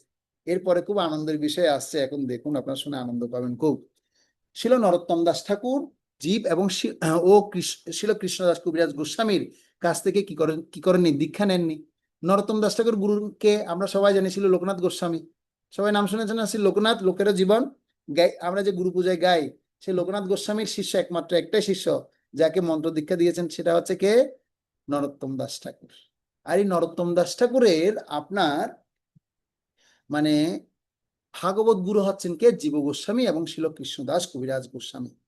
তারা কিন্তু তাকে দীক্ষা দেননি, ভাগবত শুনিয়েছেন, শিক্ষা দিয়েছেন, ভাগবত শিক্ষা দিয়েছেন। আর এই নরোত্তম দাস ঠাকুরের যারা শিষ্য ছিল, এখানে এখন আমি তিনটা কথা বলবো। নরোত্তম দাস ঠাকুরের শিষ্যের শিষ্যের শিষ্যের শিষ্য হচ্ছেন বিশ্বনাথ চক্রবর্তী ঠাকুর। তাহলে এই যে ডিস্টেন্স, এই ডিস্টেন্সের মধ্যে কোনো ভাগবত আচার্য এখানে পাওয়া যায়নি। বুঝে যাচ্ছে? নরোত্তম দাস ঠাকুরের সরাসরি শিষ্যরা কিন্তু কি হতে পারেননি, ভাগবত আচার্য হতে পারেননি। কি হয়েছে, নরোত্তম দাস ঠাকুরের শিষ্যের শিষ্যের শিষ্যের শিষ্য হচ্ছেন বিশ্বনাথ চক্রবর্তী ঠাকুর। আপনারা এইভাবে লিখুন, তাহলে বুঝতে সুবিধা হবে। নরোত্তম দাস ঠাকুরের শিষ্যের, একবার শিষ্য, দুইবার শিষ্য, তিনবার শিষ্য, এই তিনবার শিষ্যের শিষ্য হচ্ছেন বিশ্বনাথ চক্রবর্তী ঠাকুর। আর এই নরোত্তম দাস ঠাকুর ভাগবত শিক্ষাকে তিনি কি করেছেন, আমরা যে পাচ্ছি নরোত্তম দাস ঠাকুর এত সুন্দর ভজন গীত, তার ভজনের মধ্যে পুরো ভাগবত তিনি নিয়ে আসছেন। এই জগৎবাসীকে তিনি এত সুন্দর প্রচার করেছেন, যার কারণে তিনি ভাগবত আচার্য হয়েছেন। দেখুন, নরোত্তম দাস ঠাকুর ভাগবত আচার্য হয়েছে, পরম্পরায় তার নাম চলে এসছে। এরপরে হচ্ছে কি, দেখুন, বিশ্বনাথ চক্রবর্তী ঠাকুর। তো নরোত্তম দাস ঠাকুরের শিষ্য হচ্ছেন গঙ্গানারায়ণ চক্রবর্তী, রামকৃষ্ণ আচার্য। তার শিষ্যের শিষ্য হলেন বিশ্বনাথ চক্রবর্তী ঠাকুর। তো এখন এই যে বিশ্বনাথ চক্রবর্তী ঠাকুর, সে সময় ভাগবতের শিক্ষা জগতে খুব কম প্রচার ছিল। তো পরবর্তীতে বিশ্বনাথ চক্রবর্তী ঠাকুর তিনি জোরালো ভাবে প্রচার করা শুরু করেছেন। হ্যাঁ, তো আমরা এর আগের কাহিনী শুনেছি, বিশ্বনাথ চক্রবর্তী ঠাকুর তিনি অনেক বৃদ্ধ হয়ে গেছেন, বিধায় তার শিষ্যকে তিনি পাঠিয়েছেন বলদেব বিদ্যাভূষণকে। এরপরে দেখুন বলদেব বিদ্যাভূষণের কথা আসছে। কিভাবে আসে বুঝতে পারছেন তো না? কারো কোনো কনফিউশন থাকলে জিজ্ঞাসা করবেন, মানে একদম কনফিউশন দূর হয়ে যাচ্ছে। তারপর দেখুন, এই যে আমরা দেখতে পাচ্ছি যে বাবাজিদের পরম্পরার কথা বলি, বাবাজিরা জগন্নাথ দাস বাবাজি এবং বিশ্বনাথ চক্রবর্তী ঠাকুর, ওনারা হচ্ছেন একই গুরুর শিষ্য। এবং গুরুভ্রাতা হিসেবে তারা কি করতেন, তারা দুইজনেই বৃন্দাবনে বসে ভজন করতেন। তো জগন্নাথ দাস বাবাজি মহারাজের কাছ থেকে ভাগবত শুনতে গেছেন কে জানেন? সচিদানন্দ শিল ভক্তি বিনোদ ঠাকুর। সচিদানন্দ শিল ভক্তি বিনোদ ঠাকুরের নাম দেখুন, এরপর পরে আসছে জগন্নাথ দাস বাবাজি মহারাজের পর নাম কার নাম আসছে? ভক্তি বিনোদ ঠাকুরের নাম আসছে। আর এই ভক্তি বিনোদ ঠাকুর তিনি ভাগবত শুনেছেন শ্রী জগন্নাথ দাস বাবাজি মহারাজের কাছ থেকে। এরপরে তিনি কি করলেন, এরপরে দেখুন শিল গৌরকিশোর দেব বাবাজি মহারাজ শুনেছেন ভক্তি বিনোদ ঠাকুরের কাছ থেকে, এবং শিল গৌরকিশোর দেব বাবাজি মহারাজের কাছ থেকে দীক্ষা পাই কে? শিল ভক্তি সিদ্ধান্ত সরস্বতী ঠাকুর। কিন্তু ভক্তি সিদ্ধান্ত সরস্বতী ঠাকুর কিন্তু ভাগবত শিক্ষা লাভ করেছেন তার পিতার কাছ থেকে, শিল ভক্তি বিনোদ ঠাকুর কাছ থেকে তিনি লাভ করেছেন। দীক্ষা পাই কার কাছ থেকে? শিল গৌরকিশোর দেব বাবাজি মহারাজের কাছ থেকে। আর শিল অভয়চরণ অরবিন্দ ভক্তি বেদান্ত স্বামী শিল প্রভুপাদ দীক্ষা এবং ভাগবত শিক্ষা দুটোই লাভ করেছেন কার কাছ থেকে? শিল ভক্তি সিদ্ধান্ত সরস্বতী ঠাকুরের কাছ থেকে। ঠিক আছে? তো শিল ভক্তি সিদ্ধান্ত সরস্বতী ঠাকুর কি করেছেন, তো তিনি শিলা প্রভুপাদকে এই দুটো শিক্ষাই দিয়েছেন, ভাগবতের শিক্ষা এবং দীক্ষাও দিয়েছেন, মন্ত্র দীক্ষাও দিয়েছেন, যার কারণে তারা কি হয়েছেন, ভাগবত আচার্য এভাবে লিস্টেড হয়েছেন। তো শিল অভয়চরণামিন্দ ভক্তিবেদান্ত স্বামী শিল প্রভুপাদের কৃপার ফলে আজকে আমরা এই দুটো পরম্পরার সাথেই কি আছে, যুক্ত আছি, দীক্ষাও পাচ্ছি, সাথে সাথে ভাগবতও শিখছি। তো মূলত আমাদের ইসকনে যে সমস্ত ভক্তরা আমরা সবাই আছি, আমরা সবাই শিক্ষা পরম্পরায় যুক্ত হয়ে আছি। কি পরম্পরায় যুক্ত হয়ে আছি? শিক্ষা পরম্পরায়। সেজন্য আমাদের শিক্ষাটাকে অনেক বেশি গুরুত্ব দেওয়া হচ্ছে। তো এই শিক্ষা লাভ করতে করতে আমরা যখন শুদ্ধ হব, তখন এই গায়ত্রী মন্ত্র দীক্ষা লাভ করার যোগ্যতা আমার অর্জন হবে। যখন গায়ত্রী মন্ত্র দীক্ষা লাভ করার যোগ্যতা হবে, তখন আমি সেই মন্ত্র যখন উচ্চারণ করব, তখন আমার মধ্যে সেই কৃষ্ণ ভক্তির রসসিক্ত অবস্থাটা তখন আমি প্রাপ্ত হতে পারবো। তো এরপরে এই যে আমরা যে এখন পড়লাম, এই যে ভাগবতের যে এই যে গুরু পরম্পরার যে লিস্ট, এই গুরু পরম্পরার লিস্টটা আসলে কে তৈরি করেছেন?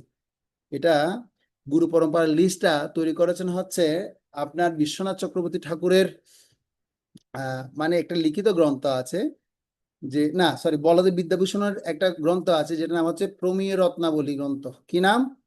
প্রমেয় রত্নাবলী। এই গ্রন্থটা পাওয়া যায়, সে প্রমেয় রত্নাবলী গ্রন্থে তিনি এই গুরু পরম্পরার চারটা তুলে ধরেছেন। প্রমেয় রত্নাবলী গ্রন্থের মধ্যে সেই গুরু পরম্পরার চারটা তিনি তুলে ধরেছেন। তাহলে আমরা এবার বুঝতে পারছি যে ভক্তি বিনোদ ঠাকুরের কাছ থেকে তাহলে শিল গুরুকৃষ্ণ বাবাজি মহারাজ ভাগবত শুনেছেন, আর শিল গুরুকৃষ্ণ বাবাজি মহারাজ কাছ থেকে শিল ভক্তি সিদ্ধান্ত সরস্বতী ঠাকুর তিনি দীক্ষা নিলেন, ভাগবত শুনেছেন তার পিতার কাছ থেকে, ভক্তি বিনোদ ঠাকুরের কাছ থেকে, এবং শিল ভক্তি সিদ্ধান্ত সরস্বতী ঠাকুরের কাছ থেকে শিল প্রভুপাদ তিনি দীক্ষা এবং ভাগবত শিক্ষা দুটোই তিনি প্রাপ্ত হয়েছিলেন। এবং সেই গুরুদেবের গুরুদেবের তো সেই জন্য আমাদের এটা খুব খুব মনোযোগ দিয়ে এই ব্যাপারটা বুঝতে হবে।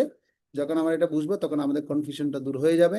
আর এর আরো অনেক ডিটেলস যদি আপনারা জানতে চান, প্রমেয় রত্নাবলী গ্রন্থ আপনাদের পড়তে হবে। হরে কৃষ্ণ। তো এই মোটামুটি এই পরম্পরা কিভাবে আমরা দেখতে পাচ্ছি, এই পরম্পরা কিভাবে আসছে, সেটা আমাদের এখন জানা হয়ে গেল। এই পরম্পরা সম্পর্কে কারো কোনো যদি আলোচনা বা প্রসঙ্গ থাকে, আমি বলবো আপনাদেরকে আগে আইডিসি কোর্সটা করতে হবে। আইডিসি কোর্সের মধ্যে এখানে ডিটেলস আমরা আলোচনা করি। তো আসলে এই প্রসঙ্গে অনেক প্রশ্ন আসে, সেই প্রসঙ্গটা আমরা ওখানে আইডিসি কোর্সে আরো ক্লিয়ার করে দিই। ঠিক আছে? তো ধন্যবাদ সকলকে। আজকে এই পর্যন্ত আলোচনা করলাম। আগামী ক্লাসে আমরা ভগবদ গীতার প্রথম শ্লোক থেকে, প্রথম অধ্যায় প্রথম শ্লোক থেকে আমাদের মানে আলোচনা শুরু হবে। সেজন্য প্রত্যেকের কাছে আবার অনুরোধ করছি, আমরা 1 থেকে 20 নম্বর শ্লোক পর্যন্ত সবাই পড়ে আসবেন। হ্যাঁ, আপনারা অনুবাদ এবং তাৎপর্য সুন্দর মতো পড়ে আসবেন। হরে কৃষ্ণ হরে কৃষ্ণ কৃষ্ণ কৃষ্ণ হরে হরে, হরে রাম রাম রাম। জয় রাম শ্রী রাম প্রভুপাদ কি জয়। জয়।